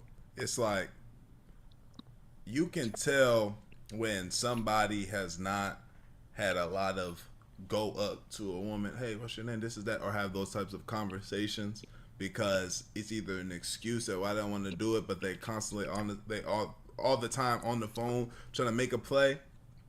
It's like you can see the disconnect. You feel me? You can see how this person is genuinely and actually moving. What used to be a handful of faces in your world suddenly became millions at your fingertips. And not just more faces, more prettier ones too, with better skin and perfect angles and perfect filters. You can scroll long enough on Instagram. That'd be crazy too, bro. You know them people. I know y'all have seen them in real life too. Somebody that you might have seen on the internet, it's on them in real life, and we're like, yeah, you know how to work them angles. Be a whole different entity, a whole different being. On these dating apps, and you start to feel like average isn't average anymore. And you know what I'm talking about. We see it on social media, we see it on Instagram. There's a baddie every scroll. So basically, my best friend found out from some guy that there was somebody on the dating apps who were basically catfishing, pretending to be her. So she asked me, will you make a fake profile, like as a guy, and then like swipe through and see if you come across my profile? So I'm like, yeah, girl, I got you. Y'all, when I tell you, I was swiping 10 after 10 after 10 after 10, like gorgeous woman after gorgeous woman after gorgeous woman, all of them with very well thought out profiles, all of them with hobbies and interests, want long-term committed relationships, all of them who are like clearly putting a lot of effort into this. And like I couldn't run out of options. It seemed like no matter how many times I swiped, there was always another 10 waiting for me. And apparently, men are becoming desensitized to these baddies. They've seen so many online that they just expect to run into them in real life too, which means regular, everyday, average women are starting to feel invisible, or maybe not enough. Can go on TikTok and see so many unreal looking women. These women don't even necessarily have to be celebrities. So you're just like, okay, women can look like this, regular women. And this has in turn raised men's expectation of how women are supposed to look. If a girl does not have like unreal features. Same thing though, on the women's side, for sure, same thing. And a highly edited look. Now, is it worse for men? Yes, I will say that. I will admit that. Men, it is a little bit worse. I know somebody that, bro, that is not your league. That is not you are not in the NBA, bro. Why are you trying to hoop with the All-Stars? You trying to be in the All-Star game, bro. You overseas with it, bro. Come on.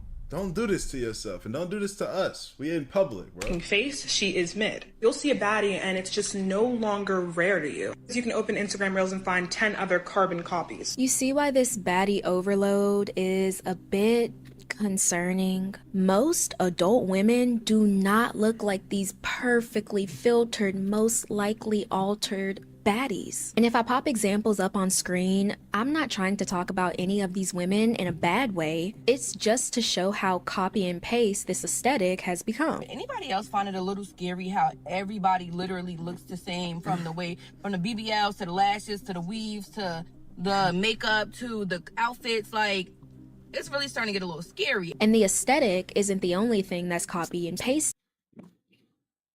If you want to build an app and have no idea how to code or where to start, check out I'm gonna have to Base step away 44. again, y'all, for a little minute, man. My It's the cousin coming back over here to mentality pick up some too. stuff If before you're a she man dip. or a woman, honestly, it doesn't matter. Just hear me out. If you're currently in the dating scene and you've been on multiple dates with multiple different people, and you start noticing that they have the same thought process, the same me. language, the same TikTok slang, the same jokes, it's because we basically are copy and pasted. Most of y'all look exactly the same on them dating apps.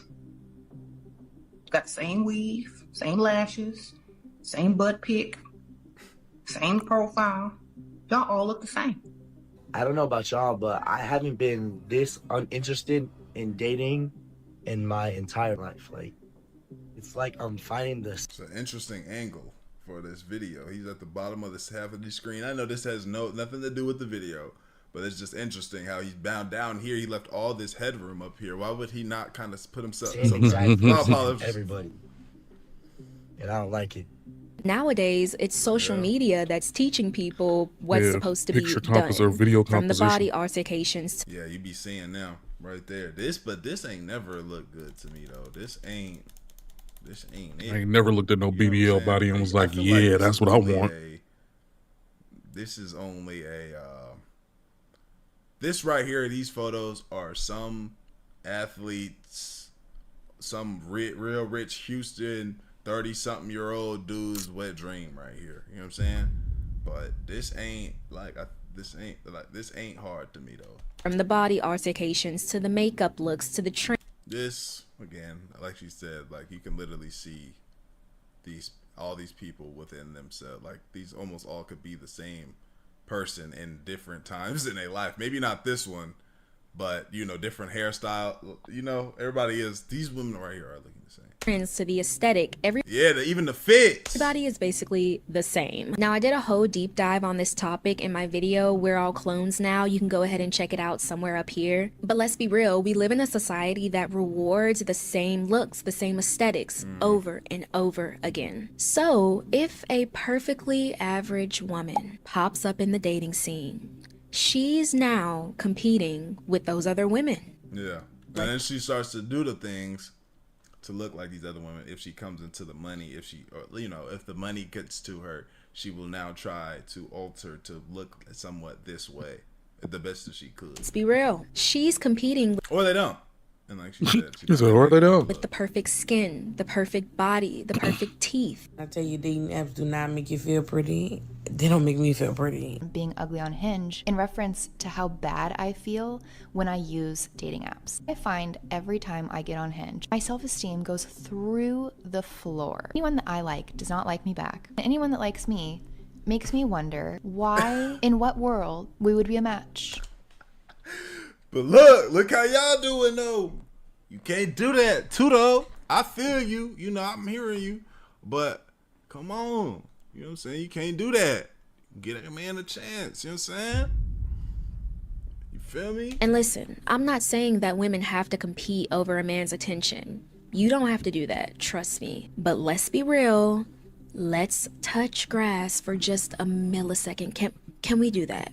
If you're out here looking for your person, trust me, there are a lot of other people doing the same thing too. So what happens when everybody is out here searching at the same time and everybody has the same options? First of all, the market gets flooded. Suddenly, no connection feels special because there's always another face, another option, another potential jackpot waiting right behind it. Love was never supposed to compete with an endless feed of people. But here we are in the 21st century with feeds full of baddies, 10 out of 10, options, they're gonna find a way to make sure the options gym are bros, beneficial and to the them. perfect couples that appear to never have problems. So now the question is, do you think love can survive on endless options, or are the illusions of options our downfall? Go ahead.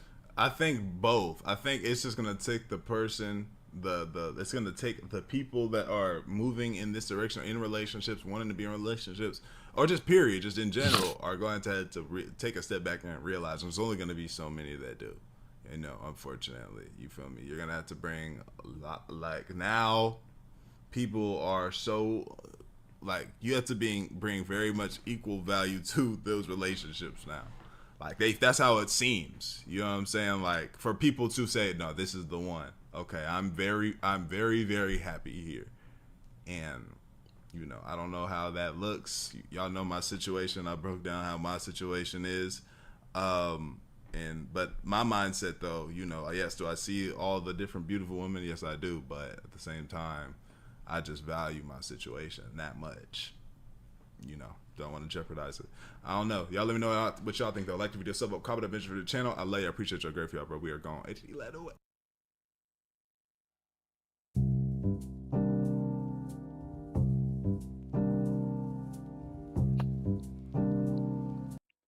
Hey, call me Shape. And today I'm reacting to a video titled 37 Pretty Dating Codes Thinks 10 Bodies is Low. Let's get right into it. What is considered a high body count?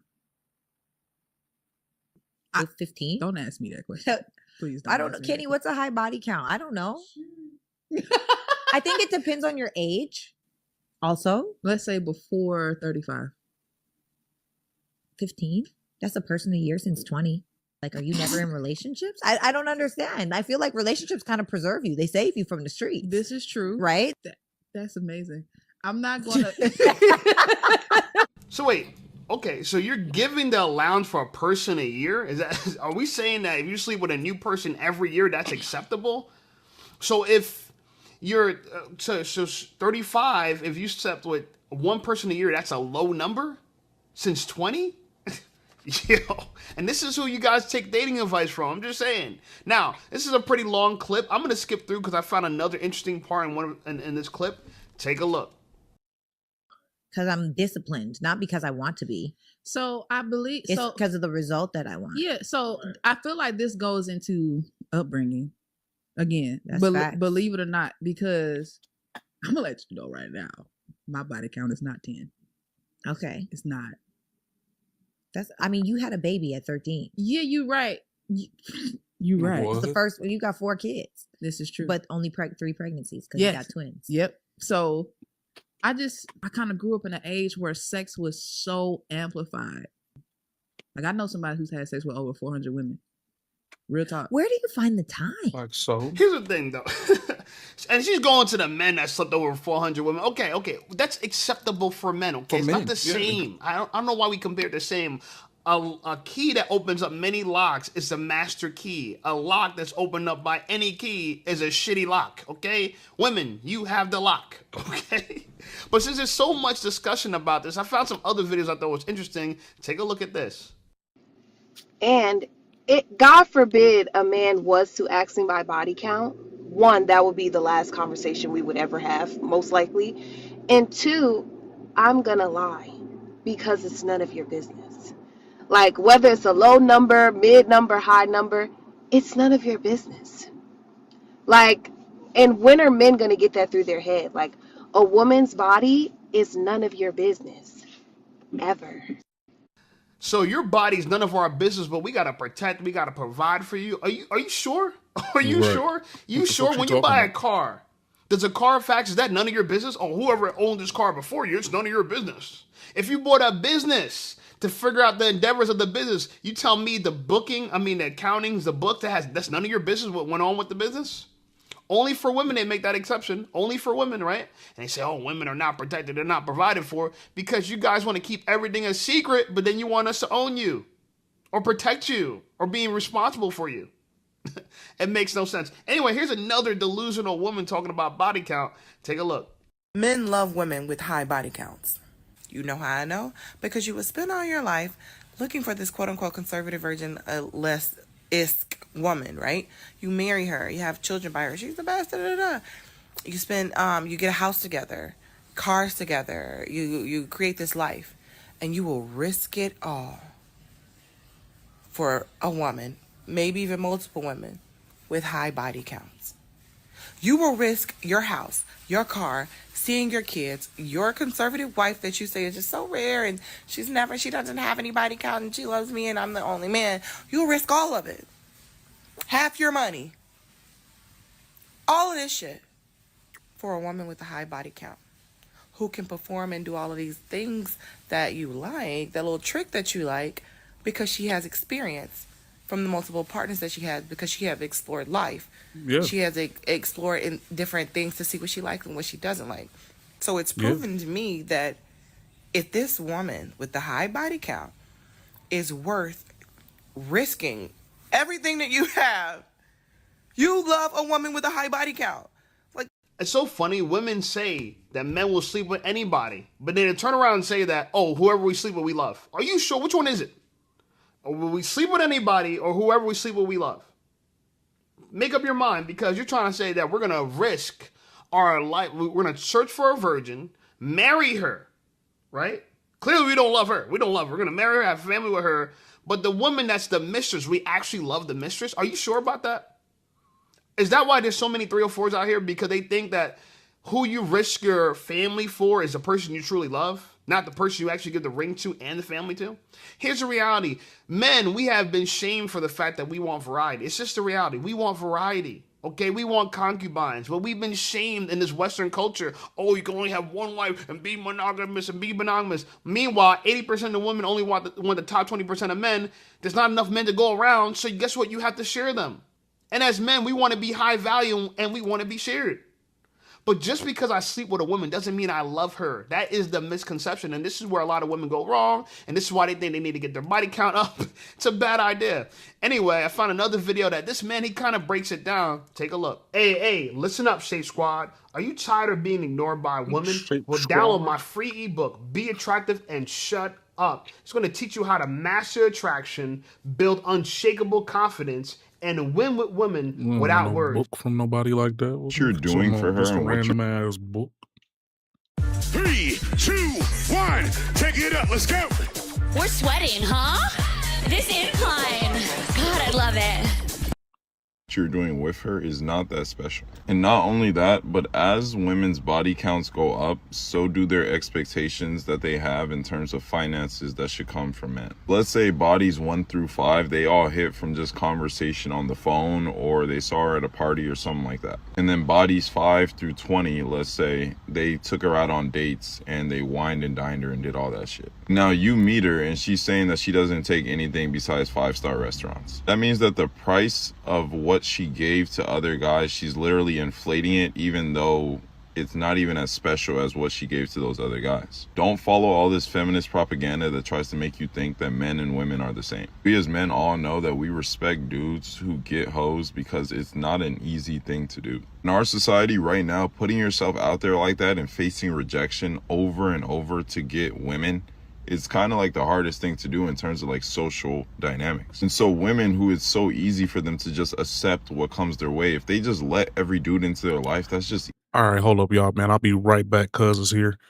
Let me go see. She trying to come up or she just sliding. I'm gonna be right back, y'all. Right back.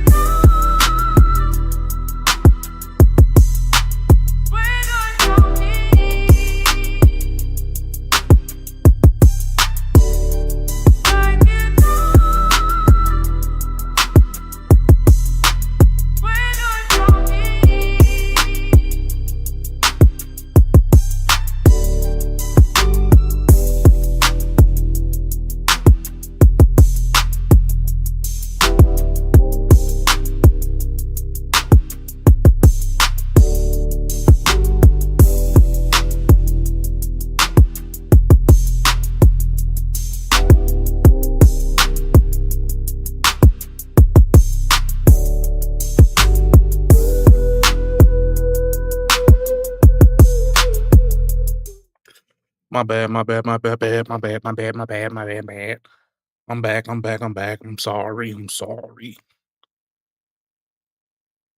No, that Easy as liquor got fuck. my stomach a little I have no respect unsettled. for that. When you're taking her on that date, when you're buying flowers for her, when you're even sleeping with her, another guy has done the same thing before you. So when you get a girl who's asking you to do the most, just keep that in mind. Just like she's trying to get you to prove yourself to her because she sees that you want something of hers that's valuable, flip the script on her, bro, and make her prove herself to you in order to get your security, in order to get your loyalty, in order to get your money, which is your value point. Most women have a That's my point. He said it right. Our value point is our long-term provision, our like giving you a long-term relationship, protecting. That's our value point. Don't judge us saying we love who we smash and then say we'll smash anyone. So do we love anyone? It doesn't make sense. And to his point, he's right. It's a lot harder for a man to get a body count up in the hundreds. That lady said, I know a man that got a body count of 400. But guess what? He probably was rejected by thousands of women to get up to 400. You don't get up to 400 by sleeping with every woman that just sleeps with everybody. Not everyone's gonna allow that to happen.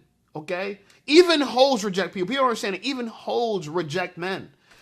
Another thing I think I liked what he said was that the higher her body count, the more financial requirements she has. I believe that because women start to trade up. As they sleep with a man after man, and some men start throwing them money and buying stuff, as they get more experience, they realize like, oh shit, I could get more for this. I could get a lot for this. Men really want punani. I could get 5-star restaurants. I could get trips. I could get vacations. So they want the next man to provide what the previous man started providing. And that becomes their new floor. But meanwhile, they're less valuable by the time they get to you. And that's what they don't understand. Anyway, I found this. Look, we got Dana D back on the show. Look what she has to say right here. We are paid content creators. Don't ever let that go over your head. So when you come and tell us that we care so much about what dates somebody going on, not going on, we could care less.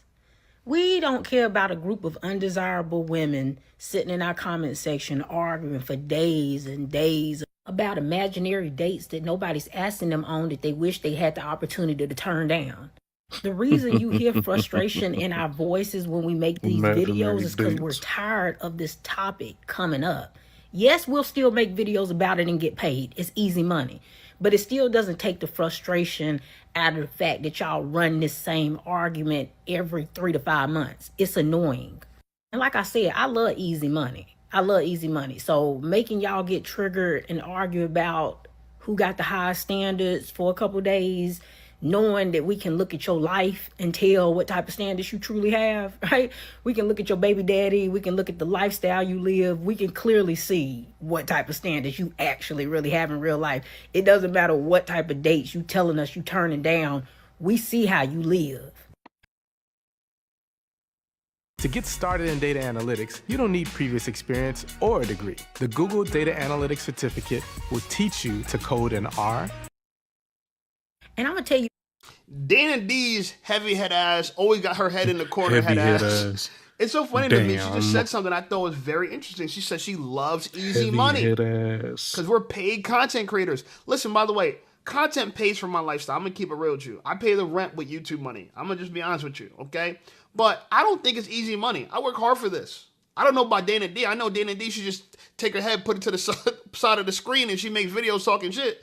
It might be easy for her, but I gotta make on YouTube, we gotta make the title, thumbnail. We gotta go out, do a lot more work. Yeah, for these 30-second, 2-minute videos that she's doing, I'm doing 25-minute videos, okay? Not as easy. And I gotta shoot it, edit it, and produce it, okay? They call us shredders. Anyway, I don't wanna get too into it, but yeah, I'm called a shredder, okay? I can do all three, and I'm the talent. But to her point, she says she loves making easy money. I think what's so funny about that is that you're just like every other girl then. How many girls are starting OF because it's easy money? Yeah, taking off your clothes, easy money.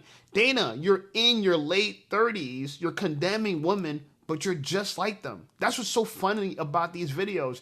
Every video I react to, you're convincing me you're more and more like the women you criticize. It's hysterical. It's giving hypocrisy. Anyway, found another video. This is so disheartening to me. Listen to what this girl says. You might shed a tear. Take a look.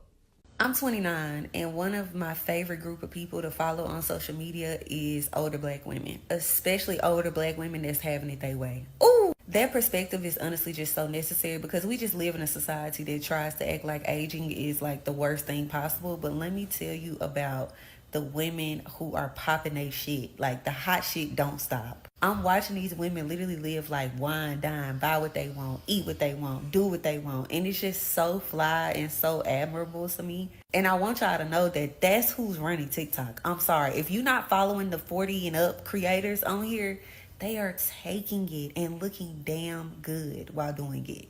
And it's just so inspiring to see because people act like when you turn 30, you just die. But to see these women living unapologetically, like whether they got kids, don't have kids, dating, married, whatever it is, they just having it their way. And I find that so amazing because I just admire black women anyways. But black women who do what they want to do without worrying about nobody else, and then they come back and they pour into us. Oh yeah, sister, you got a fan in me. I'm 29. Little does she know, it's all a front. Oh, they're having their way. No, they can't pay their rent. They can't pay their bills. All these content creators, they're making up a lifestyle. I know a lot of them. Listen, let me tell you something. I'm one of the few people that actually make money on content shit. I'm just keeping it real with you. I know a lot of people who got hundreds of thousands of followers on TikTok, and they still got a regular job. I'm full time with TikTok don't pay no money. TikTok is the full is a way to you gotta funnel understand folks. something. There's so many people TikTok that is the their funnel. goal in life is to convince you, is to fool you, trick you into believing that they're successful, they're living the lifestyle. When in reality, it's all a facade. It's all a facade. It's all a highlight reel. I know a girl, she's trying to pop as a content creator and she's doing the exact same thing. Oh yeah, I'm on vacations, I'm traveling, I'm on trip. Mind you, she be telling me, oh, I don't even got $100 in a bank account.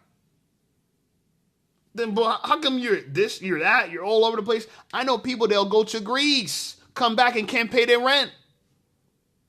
So the women that you think are living it up, having their way, whining and dining, yeah, it's on a credit cards. It's on borrowed money. They're not really having their way. A lot of TikTokers, only the top TikTokers are making money. We're talking about, to me, if you're gonna make money on TikTok, you gotta have multi-millions of followers. It can't be a couple 100,000. Okay, it can't be a couple 100,000. So a lot of these women are faking it, and it's sad because these unsuspecting women thinking that, oh yeah, if I see you whining and dying, buying clothes and shopping, you're living a life. Mind you, they're overweight. They're trying to get BBLs. None of this is living a life. None of it's living a life. The average person who's working hard and has a husband as a woman, and they both, are splitting the bills and taking care of things, those are the people living life. Those are the people that be able to retire, okay, with dignity. All these other women, you're going to see a lot of crash outs in the near future. I'm telling you, a lot of crash outs in the near future. Anyway, here's an example of some of these older women I'm talking about that she might be talking about, but I think she should definitely not follow them. Take a look. You know how they say you learn something new every day? Well, I have learned from the women here on TikTok. I did not know so many women could relate to not wanting to be married again and to not wanting to live with a man. I mean, the comments are commenting, okay? And I'm like, wow, we have a whole community of women who are like, yeah. And so I love that she said, I want a man in my life and not in my house. I'm with you when you're right. I feel the same way. Definitely a man in my life. But I don't want a man in my house. No, I enjoy my own company and my space. And I just love my energy and what I bring to my home. And I just feel like because I was married for 19 years, like I am enjoying this time just having my own space in my home, being able to decorate and just be in my energy. And I love that for me. And so I love that there are so many women that can relate, that you also do not want to live with a man again, but you do want a man, or you want a partner, but you don't want what society has conditioned us that we're supposed to live this way. Like society says you're supposed to have a traditional marriage and do it this way, and I don't agree with that. Yeah, I know there's a whole phenomenon around living apart together. There's a young lady that I follow on here. She's happily married, and they live apart together, and I'm like, I love it. So yeah.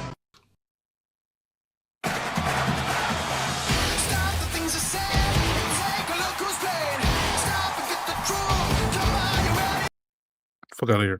No. Yeah, a lot of these women, this is a social experiment. They have no idea you guys are in a social experiment. Listen, The reason why marriage is people push for it because we've been evolved to work together. Y'all trying this new thing out where you're, oh, I'm a feminist and I live on my own and I go out and I drink wine and I can decorate. This lady was 19 years married and she got a divorce. And she's so happy there's other women just like her getting a divorce. Mind you, she needs that social support because a lot of you can't make this decision without other cuckoo for Cocoa Puffs women doing just like y'all. Y'all can't stand on it on your own. That's how you know what you believe. You don't actually believe it because you need other people to believe it for you to believe it. Let me tell you something, and I bring this up sometimes in my content. I'm vegan. I'm plant-based. And a lot of people don't like it. My audience doesn't like it. People I know at the gym doesn't like it because, I'm a part-time personal trainer. I do it 10 hours a week. A lot of it I do it for the free membership because I work at a high-end gym. So, free membership there, benefits. And I like to get out. I do all my work at my house. I like to get out.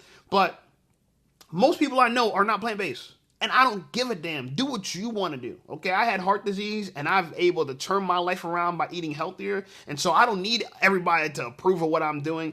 I see the benefits in my life. Everyone can disagree with me. And people make fun of me. But I can stand on it. And I'm not going to change for anybody. I gave up smoking. Improve my life. I don't care how many people smoke. It don't matter to me. I used to puffing loud, puffing loud, puffing loud. 3, 4, 5 times a day. I stopped puffing loud. I feel a lot better. It really is addictive. So I'm saying this to say that how much do you believe what you believe without other people supporting you? Okay? Y'all need other people to support this nonsense for you to show up. Okay? This is like, feminism is like a cult. That's what it really is. It's like a cult. Because there's a huge, massive support for it, other women think it's okay because everyone's doing it. Listen, right is right, even if nobody's doing it, and wrong is wrong, even if everybody's doing it. But a lot of women can't come to that conclusion. So they're going to throw away a 19-year marriage just so they can say they can decorate. You want a man in your life, but not a man in the house, meaning that you want to be able to get smashed, something you can't do on your own, right? Yeah, maybe you don't like your rabbit enough. Maybe you don't like vibrators enough. You can't do that on your own, but you don't want a man in leadership. Y'all want sex without kids. Y'all want sex without marriage. You want sex without leadership. You want men without the responsibility. You want something for nothing. That's what it is. And so I feel bad for women that follow these women. Anyway, here's another woman content creator who's getting ready. Get ready with me as she takes you on a journey of delusion, okay, as she panders to you for your viewership. Take a look. You gotta let that man go back to what he's used to, and I'm so serious. Welcome to Mondays with Mariah, where we set the tone for the week and get that mind right. And I know you're not stressing about that man. He was never ready for a woman like you. He was never going to do what he needed to do to keep you. A woman like you was out of his norm, okay? He got lucky. Let him go back to where he's comfortable at. Let him go back to the drama and the chaos. Let him go back to bed hopping and booty calling and running around with Alicia, Becky, and Tanya and whatever woman is going to stroke that ego and fill that void. That's your man. Don't look at me and tell me. That's Stroke your man. that ego, baby. Oh, okay. Let him go back to the low effort love that doesn't require any growth. Let him go back to the people that don't challenge him to do or be better. Let that man go do whatever it is that he wants to do. But what's most important is that you know that whatever he does is no longer your business. It is not your problem. Like I said before, we not checking that page. We not watching that story. Focus on yourself. Worry about yourself. You're better than that. You're above that. All of that. We're doing what's best for ourselves. We're working on ourselves. It's Monday. Go get in that gym. Go read a book. Go clean your space. Go plan out your content for the week. Go get your nails done. I know I need to. Go be delusional, okay? It's so funny to me. She's describing a lot of women. This is like a horoscope, okay? Here's a woman's horoscope. Okay, that man wasn't ready for you. Yeah, he wasn't ready for you because you're just so amazing. Because the stats just say women are just the best they've ever been. They're just the most in shape, the most feminine they've ever been. Yeah, that's a lie, all right? A lot of women, this is the fattest women have ever been in history, historically. Least feminine women has ever been. So now you have a group of women who are not feminine. They're also overweight. And she's telling you, oh yeah, that man wasn't ready for you. Ready for what? Okay? And then you go on to say you're making fun of the other women he's sleeping with. So, okay, so let me tell you, let me get this correct. You're making fun of that woman like, oh yeah, that's your man, that's your man, that's your man. You slept with him too. Y'all both slept with him. So if she's a goofy, you're a goofy too. Okay? And on top of that, you're claiming that this dude's a loser, but you're stalking his social media. So that's the horoscope. You're dating losers. You're stalking his social media. He wasn't ready for you, even though you're obese, out of shape, overweight, not feminine. And then you're making fun of the women who he smashed alongside you. So you were a side chick to a loser. And guess what? This video gets 5,000 comments. 5,000 comments. Let's take a look. Let's read what some women are saying. The timing. Thank you for this reaffirmation. Sorry. Another one says he likes easier girls, and I'm just not one of them. But he slept with you too, sis. He slept with you too. The timing is crazy. Another person said, needed this, just found out my husband was cheating on me while I was grieving my dad. Thank you for this. Let him go back to that low effort love. So you guys are low effort in your lifestyle, but you're making fun of his low effort love. You are the low effort love. You're low effort for yourself. You think demanding more money from men is high effort? It's not high effort on your part. Having a gym membership is high effort. Being feminine is high effort. Knowing how to cooperate is high effort. Being a feminist, that's low effort. Everybody's doing it. It's easy to follow the crowd. Following the crowd, low effort. Everybody's doing it. Being a sheep, having a sheep's mind, low effort. I'm just saying. Last but not least, this person said, this came on my FYP at the perfect time. Yes, it did. It found you at the right time. Because you know why? Because all y'all are doing some goofy shit, and so all y'all are getting a goofy result. And you need her to pander to you, and she will. She'll collect them coins, pandering to you. Yeah, I'm an AI, but I'm here to talk apps. Real apps you can build in minutes with Base 44.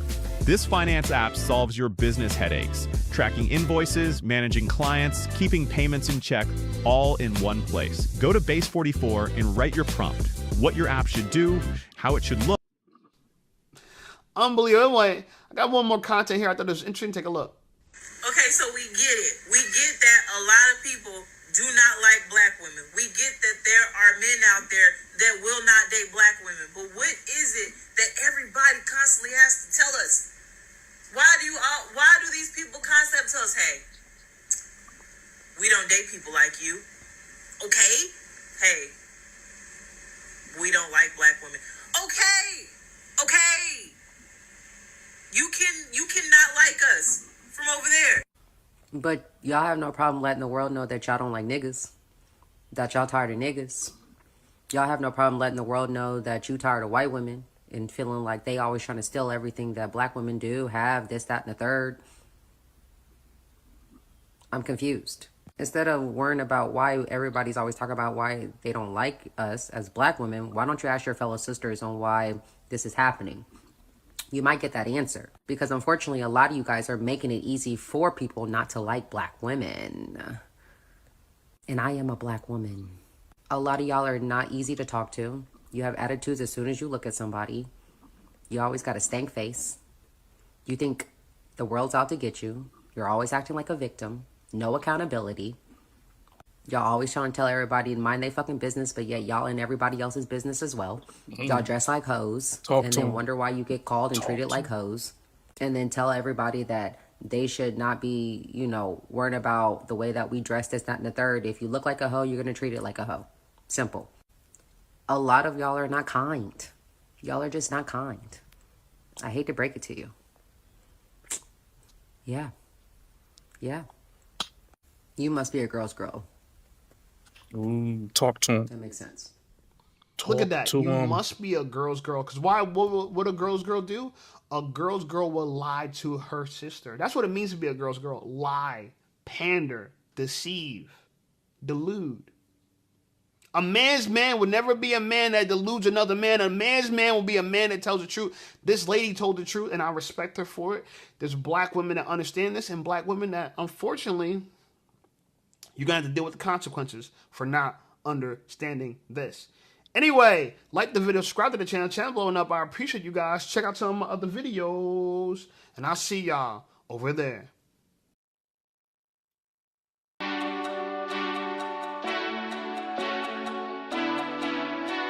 My name is Johnny Valentine. I'm an actor, singer, content creator. What I inspired don't care about you, Johnny Valentino.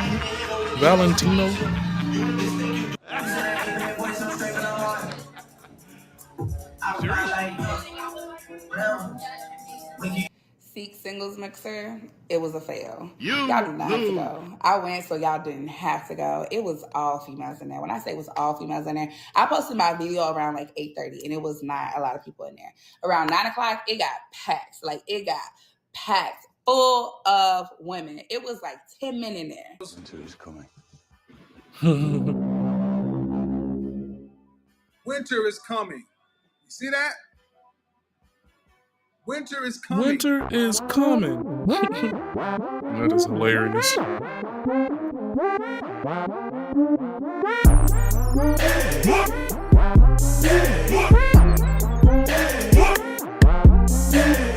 What's going on, YouTube? It's your boy Rome, back with another video. If you're new to the platform, welcome to the tribe. By the end of this video, I hope you subscribe. So I got a video for you guys of a young woman who was running, or I guess trying to get this mixer together here in Dallas. And it was a very horrible turnout. It has gone viral, and apparently people in the Dallas area are talking about it, male and female. And I think she was running this event with another guy, and I believe I have the video of him speaking about it as well. So without further ado, let's go ahead and get into it.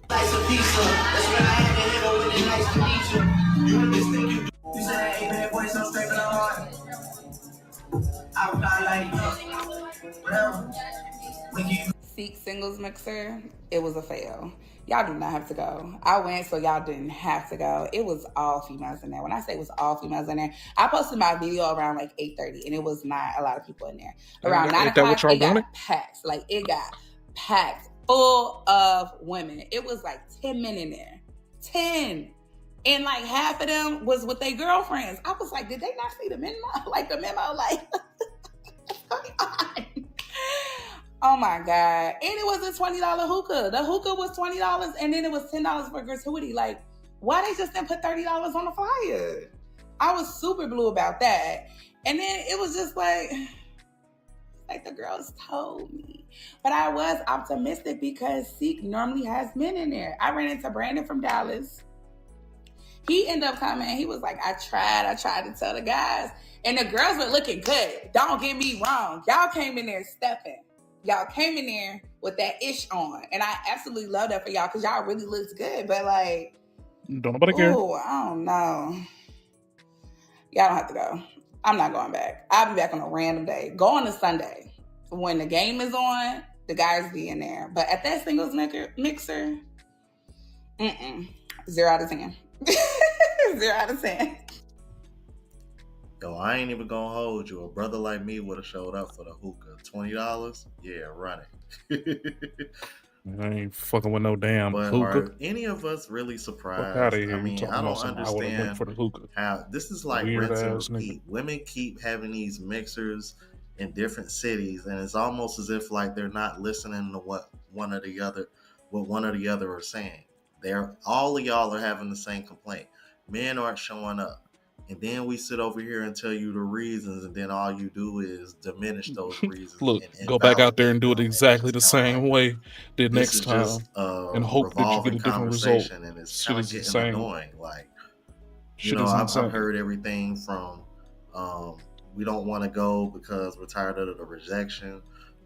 Going to these things feels like desperation, and some kind of humiliation ritual.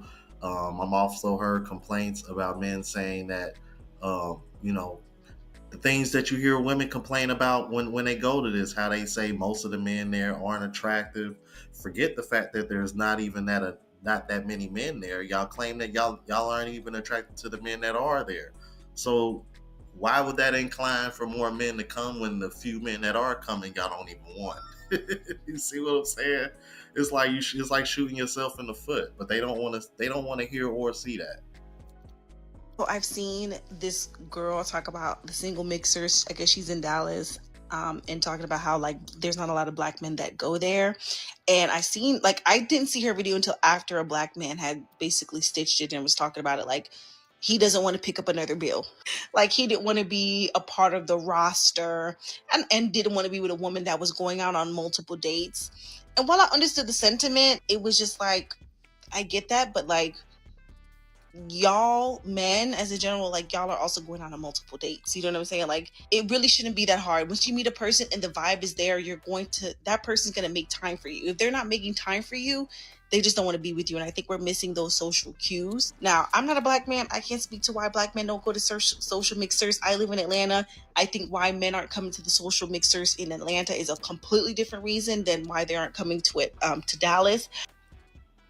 Now, notice how she just sat up there and gave you the reasons that she heard, but then turn around and then invalidate them, and then said, I don't know why men are not going to these mixers.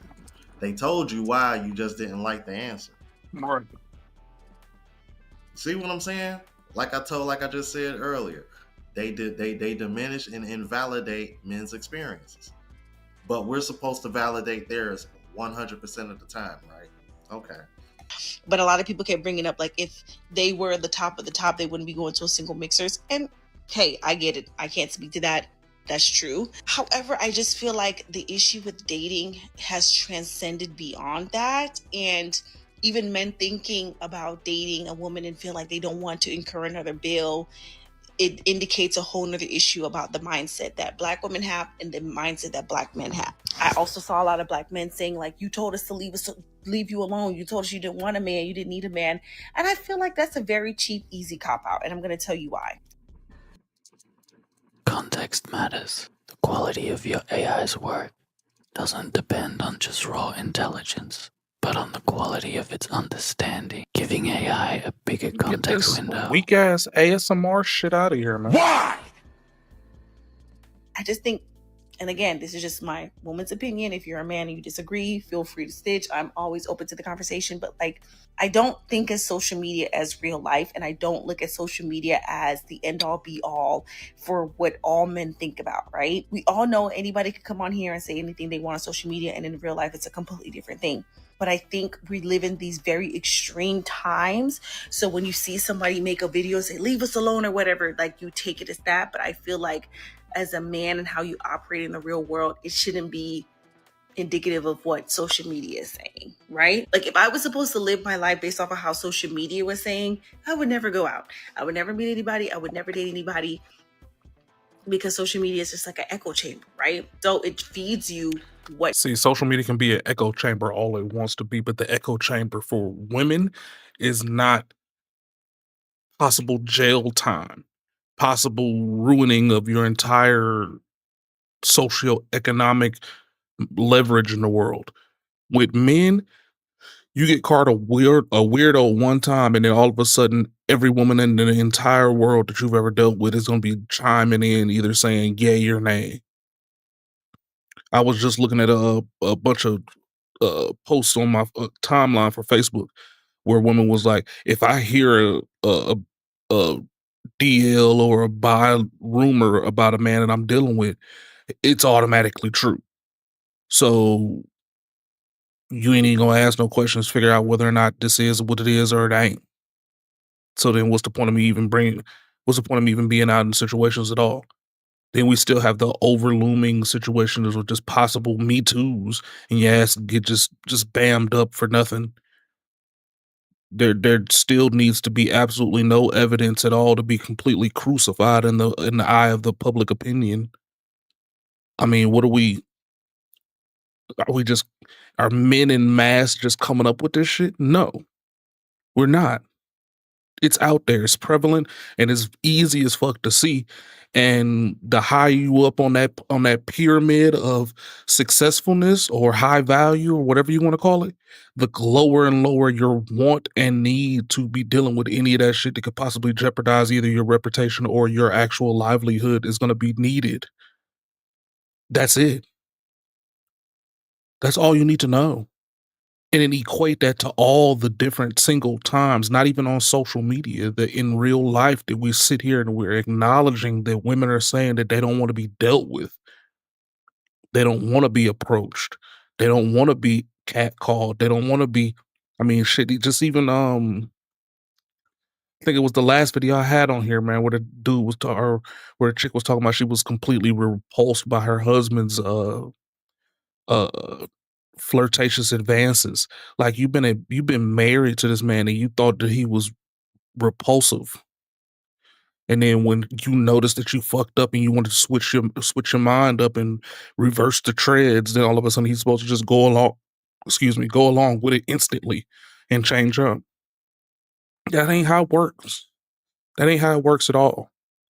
And that's why a lot of these situations you're sitting here you're gonna be in a stalemate because you took so many years, so much time telling us that this shit was wrong that once we finally switch up and y'all just like, wait, hold up. Wait, we didn't mean to say we picked the bear for 3 years straight. We didn't mean to Me Too y'all all into jail or ruining of your public image. We didn't mean that. We actually want y'all to holler at us. We actually want y'all to come talk to us. Yeah, we didn't care about the piss that was in the pool. We didn't care. No, it's too late now. Now y'all got to deal with this with this until we write the course again by having y'all having some kind of interest. But then you got over a majority of y'all out there that are willing to buck the system and say, "Nah, solidarity. We're not doing nothing different. We're not doing nothing to change. We're not doing anything to better anything. We're gonna hot girl summer until we're 48." Type shit. And those are the ones you need to worry about the most. So nah, niggas ain't changing up shit for what? You're interested in. And as a man, I just don't feel like listening to what social media is saying. Like, I also feel like if you're saying like, oh, if you're 6'2", you're at the top of the top, you don't need to go to social single events. And if you're secure in yourself, you shouldn't be listening to women that says, oh, a man shouldn't be approaching you because, as the joke is said on here, if you look cute, a woman's gonna, I guess, take whatever they get from the fine man versus from the man that's not so fine. So anyways, I don't want to make the video too long, but I was just like, yeah, you're ill-informed and only thinking about it from one perspective. And clearly there's still a yearning for Black women to want to be with Black men, because the Black woman, she was matched with a non-white partner and still wanted a white man. So I'm more interested in how we can bridge the gap versus why the gap is so wide. We can't bridge the gap. This video. Thank you. So basically what she's saying is disregard all the misandry that you've been seeing on the internet and what you've experienced in real life. In person, right. And just put yourself out there. That's basically what it sounds like to me. No sense of accountability on their part. None at all. You would think it would be like, okay, well maybe they can start by not seeing so many women over here just saying the most extreme shit, like she said, because we living in extreme times, according to her, right? And this is something else that I've been picking up on too. I've been noticing more women lately using this term, cheap cop out. I find that very interesting, considering this is coming from the same gender that are trying to cop out of traditional roles while still holding men to a traditional standard. But okay.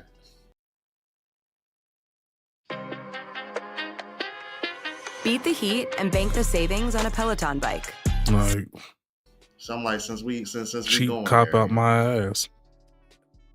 I've now seen 2 videos today. One naturally, and someone tagged me in the other one, of 2 Dallas TikTokers or influencers who went to a singles event last night, right? And both of them had the same thing. First of all, Dallas women are gorgeous. They always have been. Shout out to them. They were talking about how it was all Dallas women in there and no men. Like, they literally said the exact same thing. Both of them said it was like 10 men in there, including the one guy who made the thing. Right, because one of the influencers was a guy, the other one was a girl. And I'm just going to tell you why the men aren't going. The men are exhausted. They are exhausted from the rejection. They're exhausted from the criticism. Like, think about, I made a video for y'all earlier this week about some girl who made a video talking about calling some of the women in Dallas male-centered because they are going to like the run clubs and stuff. trying to find a man. But those would be some of the same women who would come to a singles mixers. They don't want to be male-centered. They think men aren't worth anything, but they would be at those events. And the dudes are kind of tired of it. I'm not saying there is no hope, but I'm just saying the dudes are tired of the singles mixers because it's always the same rinse and repeat. It's always the same. Y'all go to these events, come on TikTok, give an appalling criticism of the men weren't attractive, they weren't high value, Right. like the girls were top tier, but the men were like, who's signing up for that? Who wants So to I'm hear sorry that that the shit? singles mixer didn't go well. Like, who wants but to think hear about that what y'all day in done and to day make out? it not go well. Straight and up. notice he mentioned the same thing that I just mentioned earlier. The You wanna constant hear that nagging about the lack of attractive men at these events. I don't want to hear that shit. I'm like, and like the woman mentioned earlier, you know, the type of men that most women want, he's not even going to be there. Like, let's keep it all the way a buck. And for real, vice versa, if we keeping it all the way a buck. See, women don't want to talk about that part because they all think they're 10s and they all think they're perfect. And they can do no wrong. And this is just me thinking out loud, making a suggestion. You know, I don't expect them to see this video. But wouldn't it make more sense to plan these events on a weekend if y'all really want more men to show up? Because I think that's another reason why as well. Like, as men, especially when y'all expect us to provide so fucking much, the fuck make y'all think we gonna So show up at a damn fucking event in the much. middle of the Mad. week during the work week? No, schedule that shit on a Friday or a Saturday when, you know, we got time to step out and Right. possibly sleep in the next night, the next morning from being out. Instead of, you know what I mean? Like that. That's just me though. That's just me though. Let me know what y'all think about that, because I think that's another reason. I mean, that doesn't have anything to do with the other reasons that we're speaking of, but I think that would help just a little bit. The reason why men are going to singles mixers, especially in Dallas, it's not a prize to win a bill. It's not a prize to win a bill. I want y'all to know, the second you go to these singles events and you're in there and there's a mutual meetup, after that mutual meetup, there's nothing, it goes back to regular. It still goes back to you pay for it and you hope that she reciprocates. It still goes back to she's dating and she went to an event to find men to date. Yep. And then when she leaves here, she probably has other pursuers or some type of, like, if I found her attractive, then most likely somebody else found her attractive. I'm not the only genius in the city. So if I went up to her and I said, oh, you're pretty, I want to take you out. How many other times this week am I going to have to worry about that? Because not only is she just an attractive woman, she's an attractive woman that's getting out looking to be in mixers and stuff like that. Like, Right. what? Like, well, I like you and I want to build with you, but you've made it to the point where you've got so many options, or you've got so many opportunities to go on dates. I'd be like, I don't want to date no girl. I don't want to date no woman that's on 4 dates a week while I only get one of them with her. Right. I don't. And these singles mixers are either women that can't get a date in the first place. Like, just can't. Like, don't have the je ne sais quoi. Don't have the, y'all say all Dallas women are pretty. All Dallas women are very well put together. I'm from Atlanta, baby. We play different. Dallas women are very well put together. Very well put together. Way better than Atlanta women. But if we're talking about just like physical attraction, don't even play with it. Dallas women are put together very well. Very well. But this idea that there's just 10s walking around Dallas, I know it's not. And I'm not comparing it to myself. I'm comparing it just to general knowledge. But I will say, men are not going to these singles events because nobody's in a rush to pick up a bill. I walk you out of there. We have a great night. Next thing you know, the very next day, I got a good morning test. I got to do all.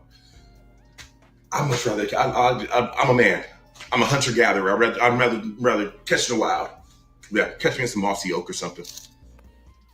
You know what? He makes an interesting point at the end, because I think that's a reason why I don't think you hear a lot of men saying, or a lot of women would pick up on. I think in some cases there are some men that would rather just pick up women in a natural, more authentic setting, because, you know, something like that just seems, that's why I see where people come from when they use the term humiliation ritual, because that, you know, that the whole speed dating, like, that's just not my cup of tea, y'all. That's not something I do. Like I tell you guys all the time, I come from a time where me and my friends literally used to go to the mall just to get girls' phone numbers.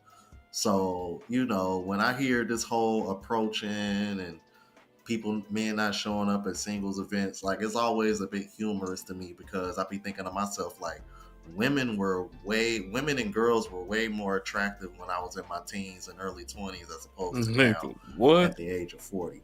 So I'm like, but that just goes to show you how quick times have changed and how fast time flies. But let's keep it moving. Next video is the brother that was running the event with the girl that I showed y'all at the beginning. And he had this to say. Let's look at it. Well, ladies and gentlemen, welcome back to another episode of Brandon's Boom Boom Room. Architecture and interior design? Find a 3D designer today. Fiverr. Start now. Beat the family curse of hair loss. Through Hims, you can break the cycle and get the thicker, fuller hair of your dreams. Genetics started it, but our range of personalized treatments can help you. I don't even know where to begin. I thought a lot of people was going to pull up to the event.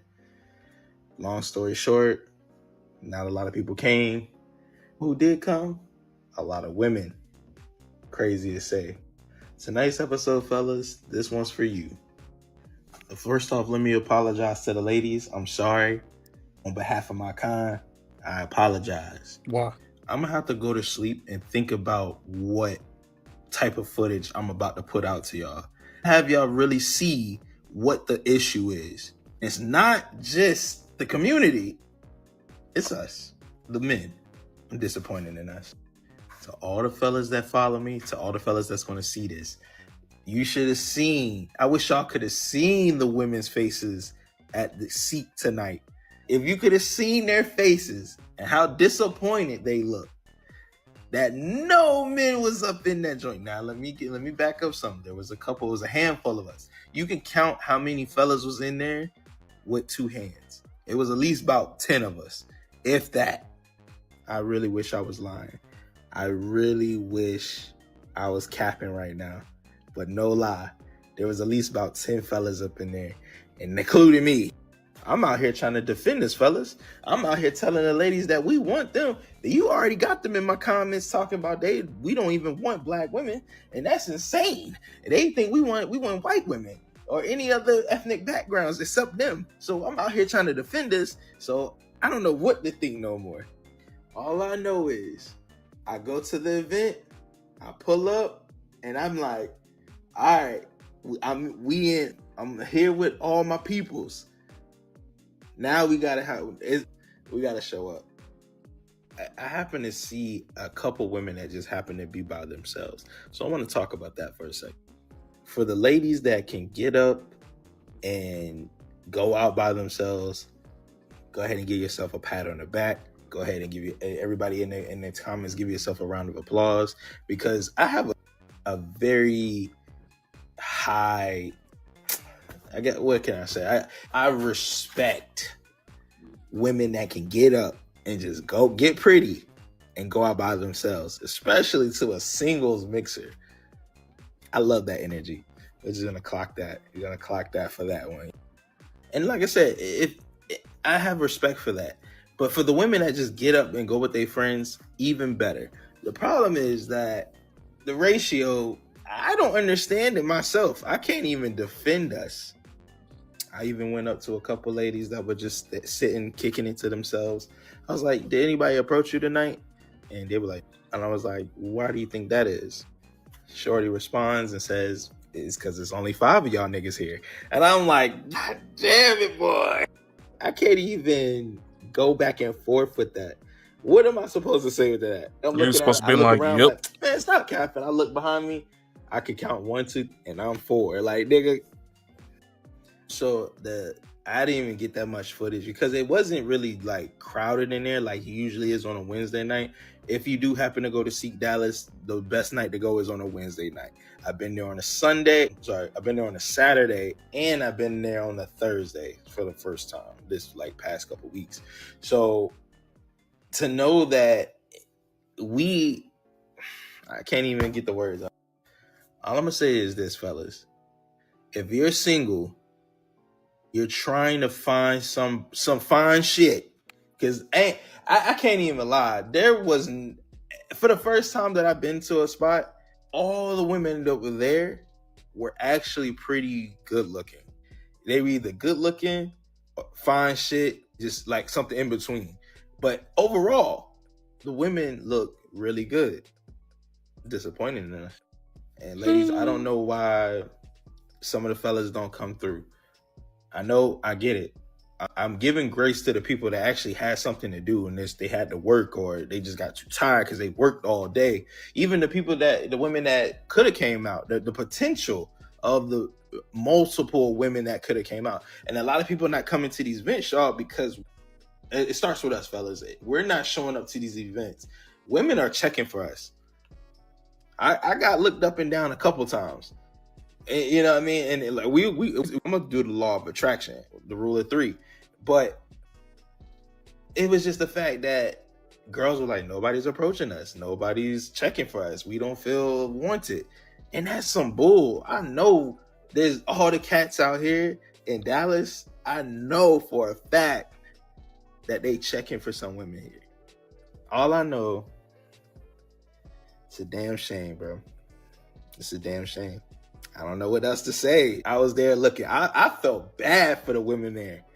I'm talking about, hey, a couple in there, a couple sisters in there came and put their shit on tonight. They put their shit on tonight, looking for their husband. They was in there looking for their husband. And none of the fellas was in there trying to snatch none of that up. I don't know what it is, ladies. I'm sorry. Like I said, I apologize on behalf of my You know what kind. it is. I don't get it.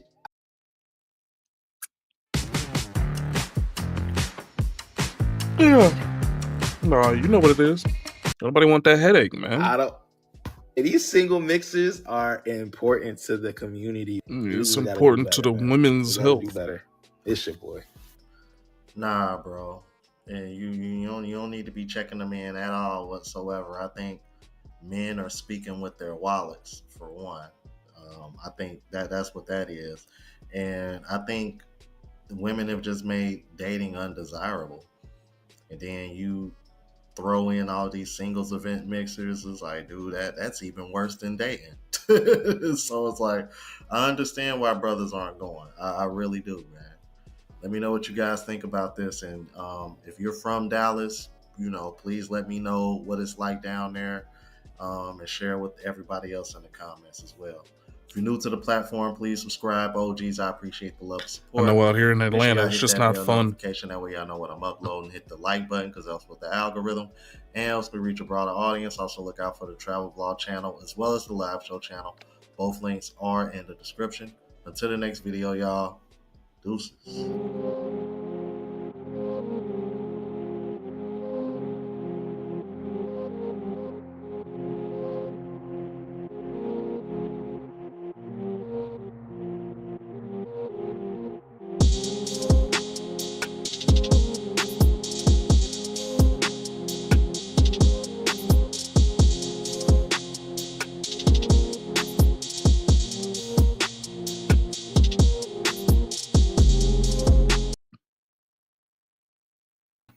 Micah Parsons to the Green Bay freaking Packers is crazy. Salute to the MABW team. I'm back with another video. Let's get right into the damn video. All right, welcome in. Hold on. I didn't know you was going to let me join for real. Let me get us. Go. Hi. Hi, welcome in. Let me get to some good lighting for you. I don't want to get kicked out. I know how it gets. Okay, do you consent to be on a live and potentially all platforms? Yes, ma'am, I do. Okay. How are you? I'm good. Good. How do we do this? What do we start with? What brought you up today? Yeah. I've been watching you for a while, and I hear you talk to the girls, and you give advice, and I am in a season right now of where I'm looking, let's elevate. And I don't have a lot of women around me that I'm able to talk to on a regular about this. So they're gonna lie to you anyway. You know, sometimes it's kind of good that you don't have a bunch of women that you're around because they ain't gonna do shit but lie to you anyway. Actually be doing the same shit, believe it or not. Because y'all gotta understand, this is a business. For the most part, Ashley doesn't go full throttle on y'all unless y'all calling her for a one-on-one. She proved that when she did her last interview with that last bop that wanted her to pretty much take the interview down because she felt Ashley lied. So that proved everything right then and there that Ashley gonna tell you bops whatever the fuck y'all want to hear just so y'all can be satisfied for the moment. She not gonna go full throttle and tell y'all the truth unless y'all have somebody out there fucking talk to me. That proves my point. Women don't really care. Like some women out there, let me be clear. Some women out there that you think your friend or that you think they care, they don't really care about you like that. They'll tell you anything. Now, if you pay them, you have a one-on-one with them, I'll tell you the truth about yourself. She gonna give the same cookie cutter, watered down advice to her. Go get a new wig, lose the glasses, put on some makeup. Somebody prove me wrong. I really do this, by the way. Slip into the CX50's elegant cabin, and you'll find a level of refinement uncommon at this price point. Equally impressive is the CX50's amazing set of standard. Salute to MABW team. Salute to the members. Okay, and what's inspiring you to want to elevate now? Like how did this come about for you? And I've been at a birthday party all day. It's hot. I'm sweaty. So forgive me. I was literally napping in senior live. I've been at a birthday party all day. Hot, sweaty. Pretty sure you're tired. You've been at a birthday party all day. So before you got on her live, after you got back from a party that you were hot and sweaty at, which you probably laid your sweaty ass down in the bed because you were tired, because you said you were hot and tired, you decided to push the button and go live with her, and now you're going to use an excuse because you look like this. Now, I don't know about everybody else out there. I don't know. Maybe this is just you. But as for me, anytime I got back from anywhere and I was hot, possibly sweaty, the first thing I did or would do before I would even lay in my bed or even sit on my couch is I would take my sweaty ass in the shower. Now, some of y'all may not be like that, okay? It's your place. You can do whatever the hell you want to do. But me, personally, when I'm done being hot and sweaty, I like to go take a shower. And I think the last thing I would want to do if I was hot and sweaty, didn't have time to really get myself together, I think the last thing I would want to do is come on a live stream with Ashley asking her for advice, respectfully. But hey, maybe some of y'all like that. Maybe some of y'all are not. That's just me, though, okay? Because I told y'all before, these women always got excuses for why they look like trash. They come up with every excuse in the book, whether they're on Ask Ashley or they're on the Kendra Slee's Clown Show. They always got it. They always got an excuse, respectfully. All day, every day. But I think it is just that season of life. I'm elevating in my career. I'm single. I just hit my 30s. I've had all the fun. You just hit your 30s? You just hit your 30s? Ain't no way. Ain't no way. Ain't no way.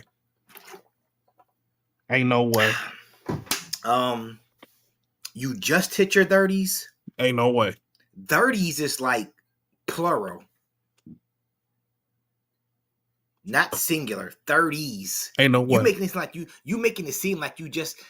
Who says that? I just hit my 30s. That's plural. So you just hit your 30. Well, you just hit 33, 36, 39. I hit my 30s. 39. Come on. I've heard of I just turned 30. Yeah, I just hit my 30s. What? 30s last from 30 to 39, right? You just hit your 30s. So magically you went from like 29 to 36. Somebody out there talk to me. I really do this, by the way. You need to level up on your intellect, your grammar. You need to level up on more than just your fucking hair and because like I said, she's gonna give you the same cookie cutter advice. Yeah, get rid of the big ass doofy glasses. Put on some makeup. Yeah, Go mop the floor with that lace front. She look rough. It's gonna be the same goofy shit. Shorty look rough. And all of that, but I'm kind of over that, you know. I'm tired of the partying. I'm really just looking to just. You look partied out, respectfully. I'm not gonna hold you. You look partied out, all the way out, respectfully. She do. Somebody tell me I'm lying. Look at the freeze frame. Out. Look at Like the freeze frame. Her body telling her, like, listen, her wig telling her, we can't do this anymore. I'm done. The wig had a straight talk with her at night, like, I'm done, girl. The glasses was just sitting there looking at her. The glasses was staring back at her, like, I'm done, girl. Insane. We had a good run. We had a good run. I'm tired. Just That's tired. funny as hell. You know how some old people, they just ready to just like go to the Lord. The glasses and the wig was looking at her like, I'm tired. I'm just ready to go home. He said that. He said the wig is saying they ready to go to the Lord. Damn. I'm tired. Damn. That's ugly. Grow. And I feel like that is, well, the physical part, because I'm working on my faith. You know, I'm in therapy, so I'm growing stronger. You're working on your spiritually, face. Mentally, and things what are like you that. doing for So your face? now it's like, okay, let's the outside. What else can I do? You know, I'm just like, what else? What's next? So let's start with your hair. When your hair is not styled like this, how do you typically have it styled? So I did a big chop a couple years ago, so I've been braid. Couple years ago. We about to do that. You did a big chop where you ain't have no hair. I mean, my thing is that even if you did do a big chop, you said a couple years ago. Like, hair grows, don't it? If it don't, then you got a mineral intake issue. You did a big...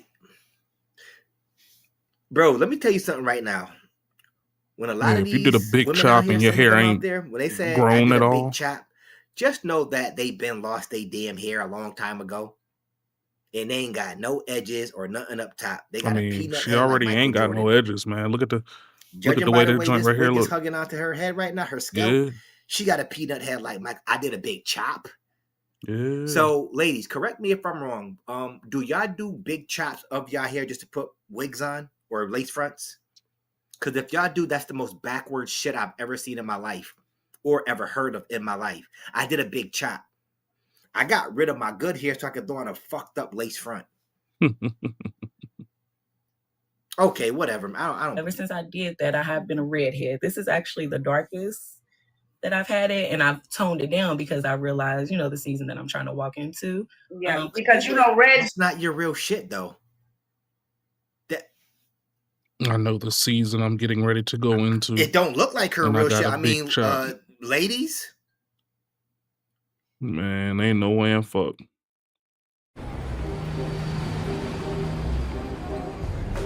Ain't no way. But I eat healthy. Ain't no way. Is this her real? Am I?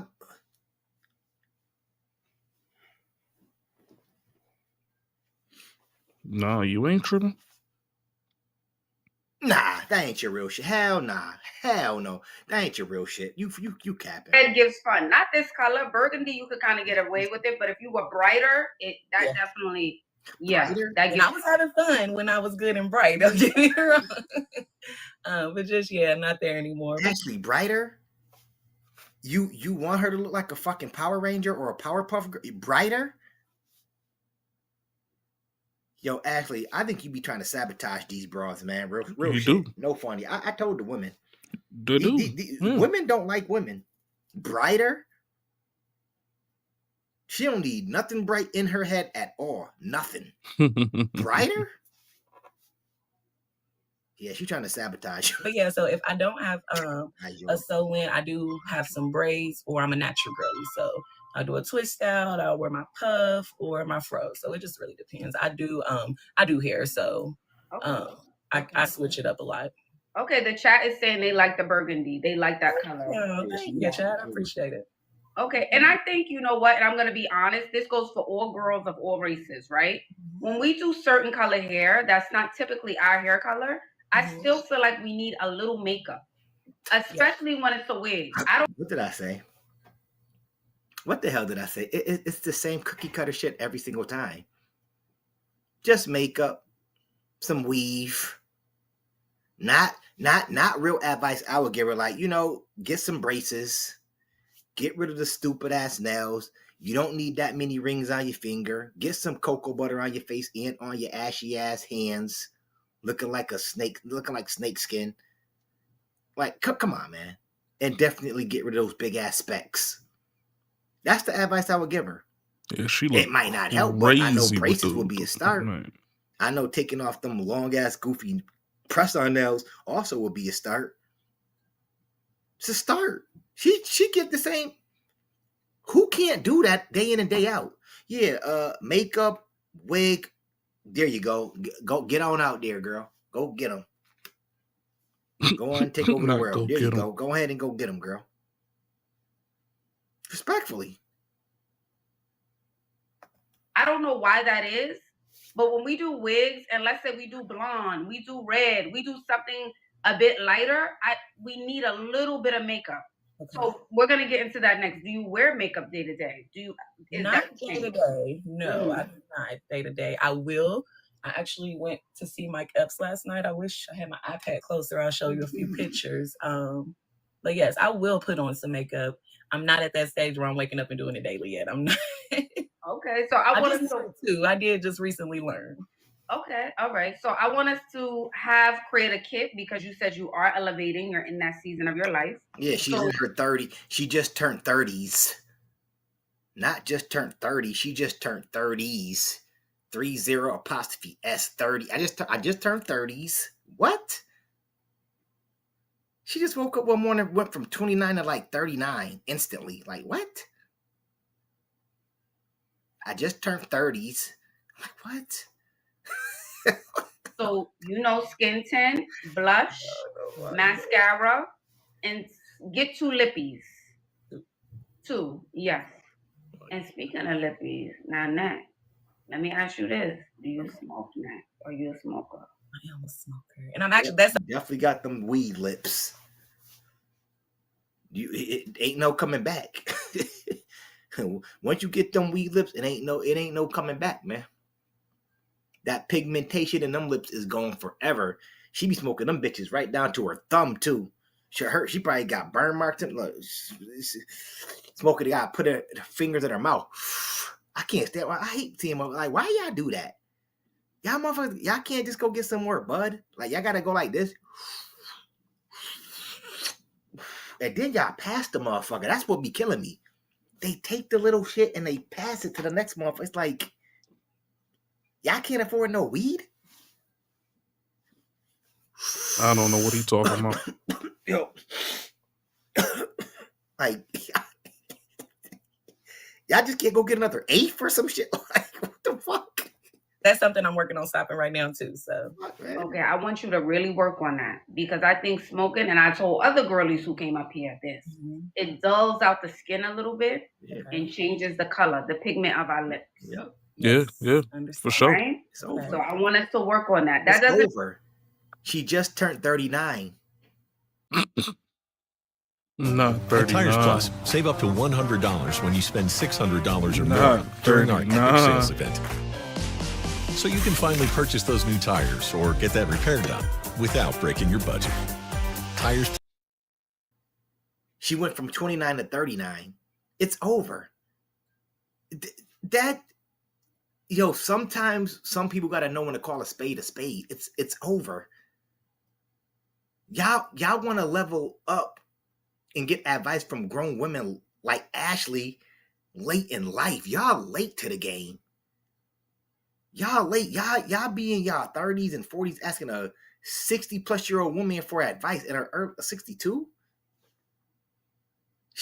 People, it's not a myth. Ashley is like 61 or 62. No funny shit. For the most part, she just greasy as shit. And let me be clear. Every 62-year-old don't look bad. So, but you could tell she got some shit done. Don't get it twisted. But she's really 60. She straight. I wish I could pull up the whole find of it. She straight said it, and she thanked the girl. Like, thank you. I took care of myself very well. Somebody came in, roasted her and said, well, you got a nose job. You be wearing waist trainers to hug your waist to be damned. It's like this thin. It's like, but she's really 60. It's not a fib. She's really 61 or 62. She's about to start collecting Social Security in like another 3 years. Real shit. Doesn't mean, I know people can't go cold turkey. So if you smoke three times a day, get it down to 1. Get it down to 1, okay. Yeah. This is my go-to for my lip. I'll do a liner. And like this tone I got, it's one lighter and one darker, but somewhere in this area I do try to stay there. I like that. And also get a lip liner. I think that would be good as well. Get you a nice brown lip liner. Cork from MAC. That's like a classic. Cork from MAC. Yes. Cork from MAC. And I think most girls of any race or any color can wear that shade. Cork.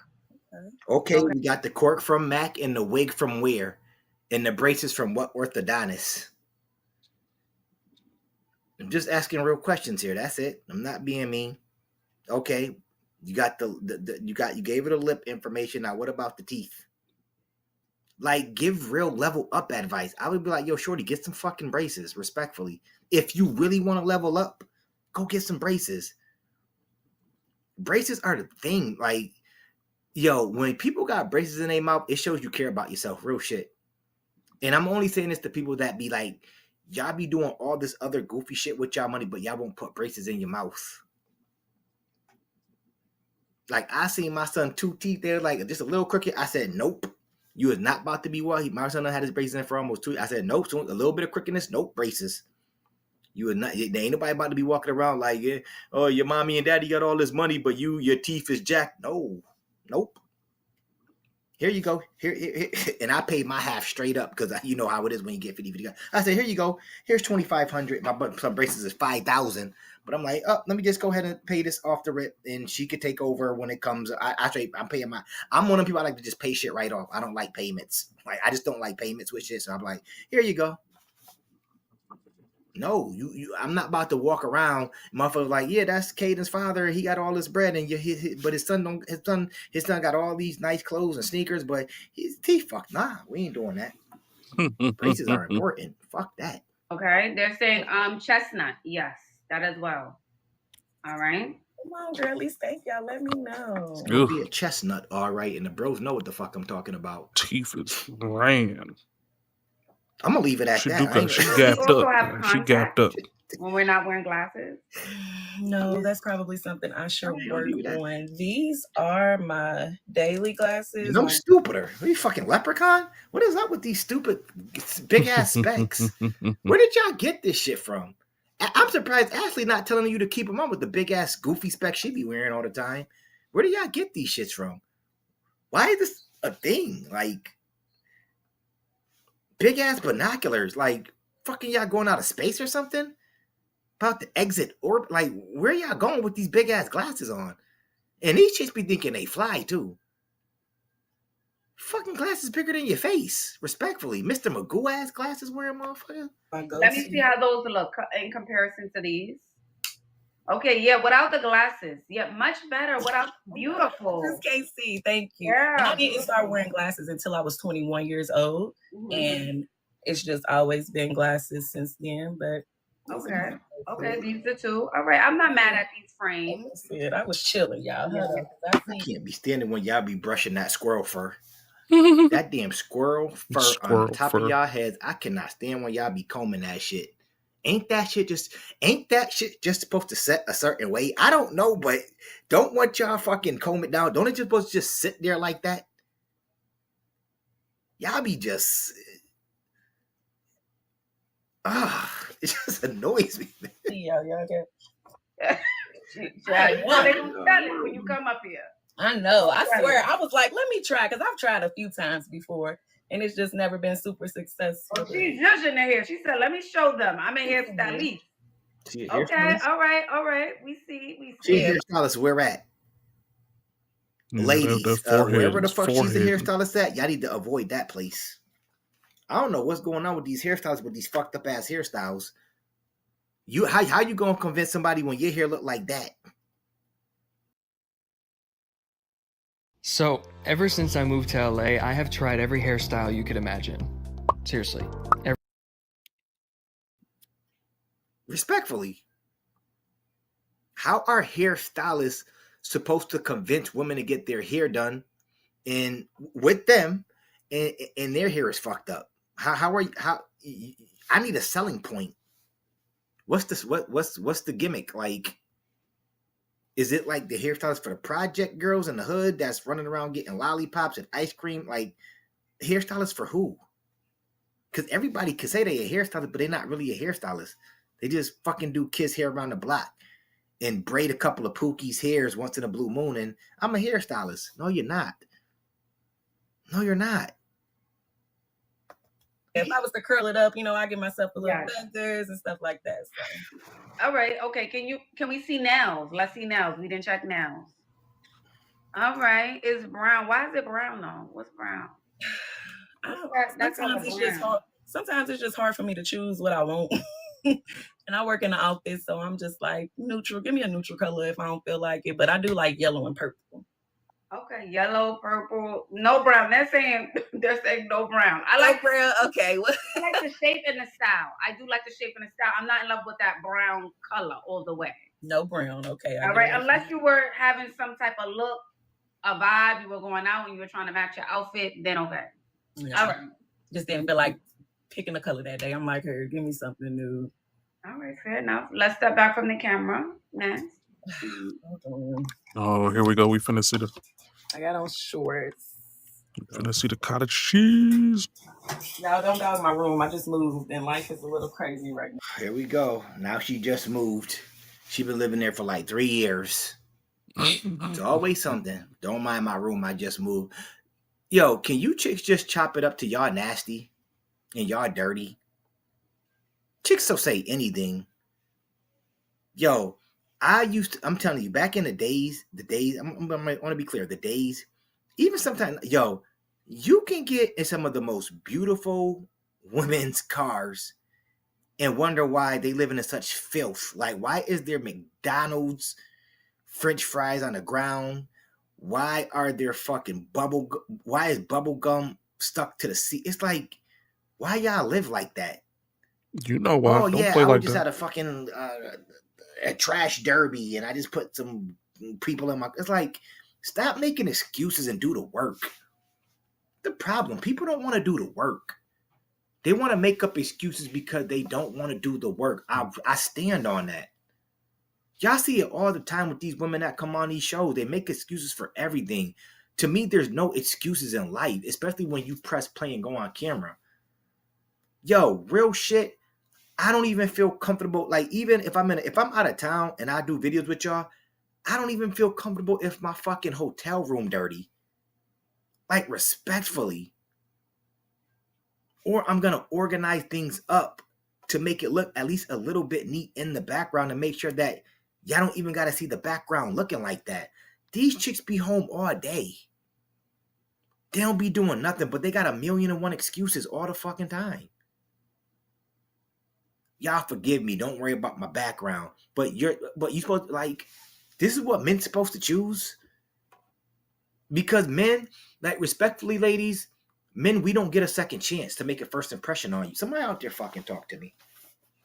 The bros know this already. Men, for the most part, we don't get a second chance to make a first impression on you. We don't. That first impression, at least when it comes from men to the ladies, it's a lasting impression. It's a lasting impression. If y'all met us for the first time, or y'all FaceTime, whatever it may be, for the first time, and our background is dirty, that's gonna leave a lasting impression. You're gonna think something. If y'all met us and we got stains on our shirt when we came out to see you and we ain't even been out nowhere to eat yet, that's gonna leave a lasting impression. If y'all get in our car is funky or stink, it's gonna leave a lasting impression. But some of these women, they can come online and just throw themselves out there any old way, and they think that men are supposed to accept this shit. It's not acceptable. And I stand on that. And I hope to the bros out there, I hope it's not acceptable with you. I really hope it's not. Because you're setting yourself up for failure. Because they don't even have enough pride to make sure that they're looking presentable when they come online. So why the fuck would they have any pride stepping out with you?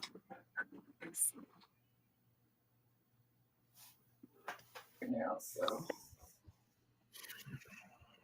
okay, all right, she did. No, she's not. Oh damn, y'all! I forgot this college No, she's football not started up, y'all. thick.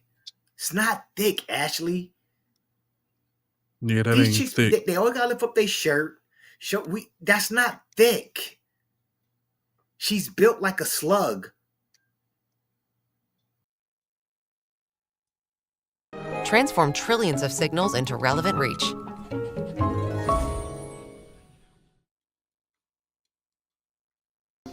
It all starts with nature.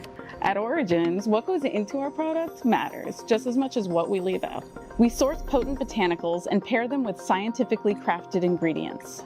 Then our scientists. She's built like a slug, respectfully.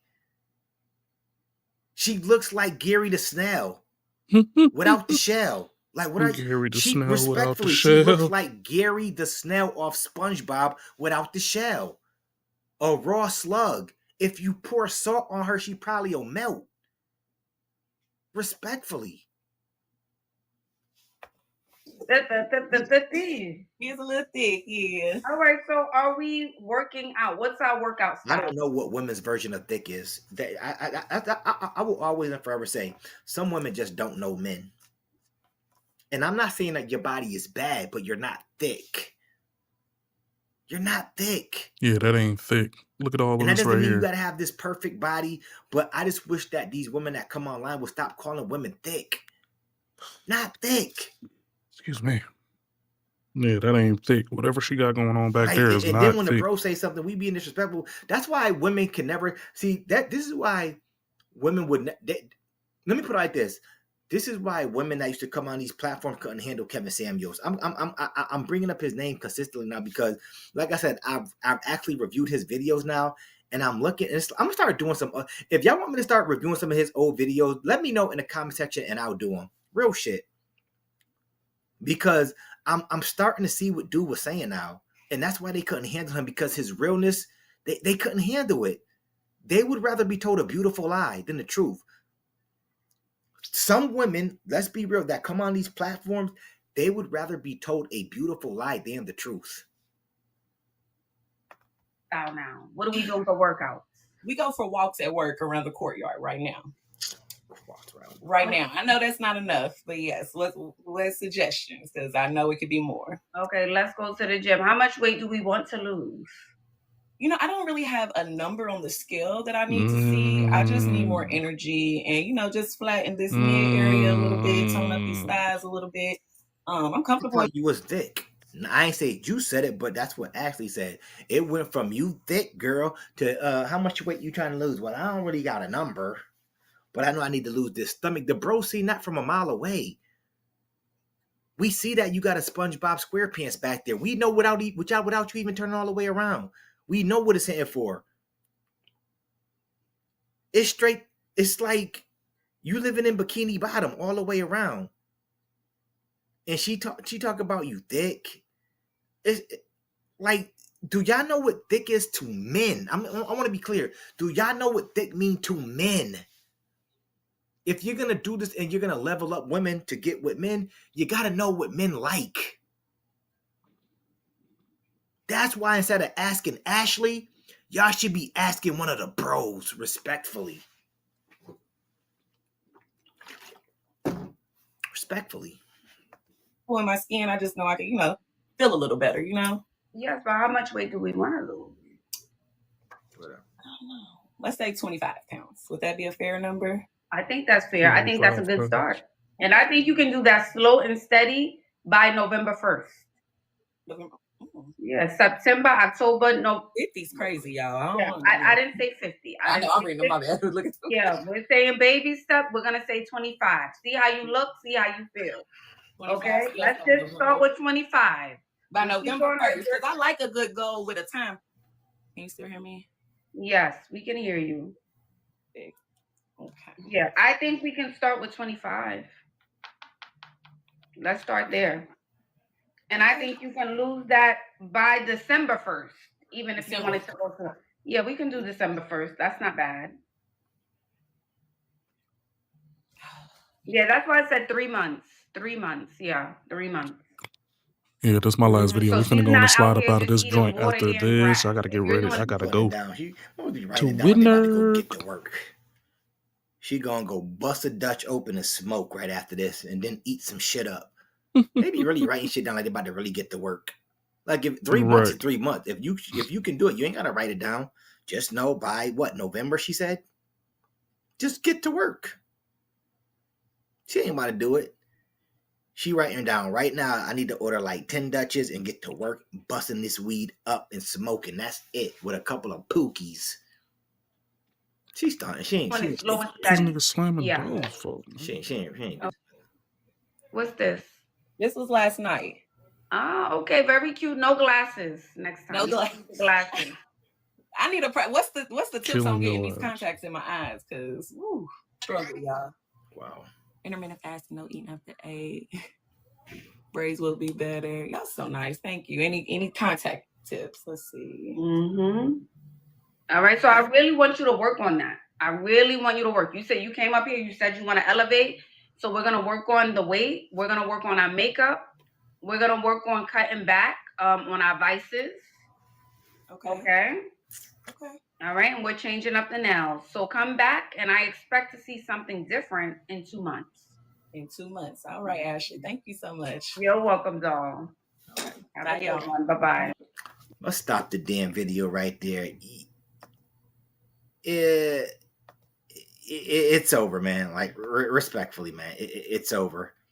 Like, if y'all don't know how to level up after you turn 39, after being 29 for just a day, I guess, or a year, I don't know what else to say. I just don't. I don't know why women don't learn this type of stuff. I'm not saying some women may have never had a mother figure in their life, but I feel as you grow up, you observe other women. You watch what some other women do sometimes. It's like that, and you take heed to that, or you don't, and you figure out your own style, your own way. Like, I don't want to jack anybody's style or their way. I just want to figure shit out for myself.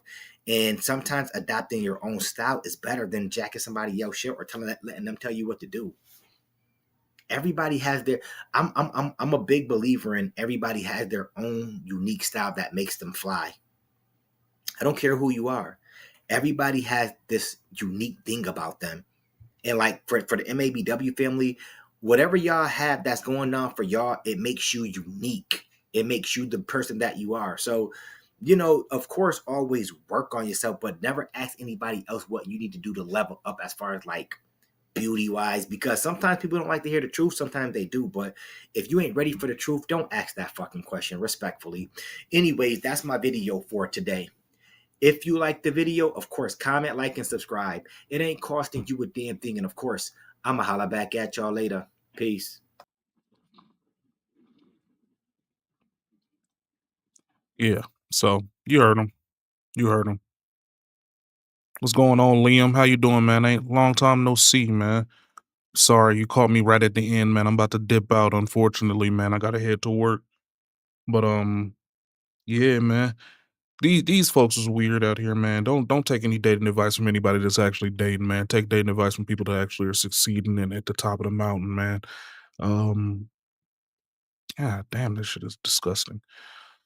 Yeah, man, that's really all I got for everybody, man. I ain't gonna lie. It's been a slow day, slow morning, man. First day back, man. 2 days off, man. Sorry, y'all. Sorry, y'all. We gonna be every day from here on out until it's not a here on out. You know what I mean? Everybody be easy, be safe out there. And if you make some money when I'm not around, make sure you bring your receipts so I know you ballin'. Peace.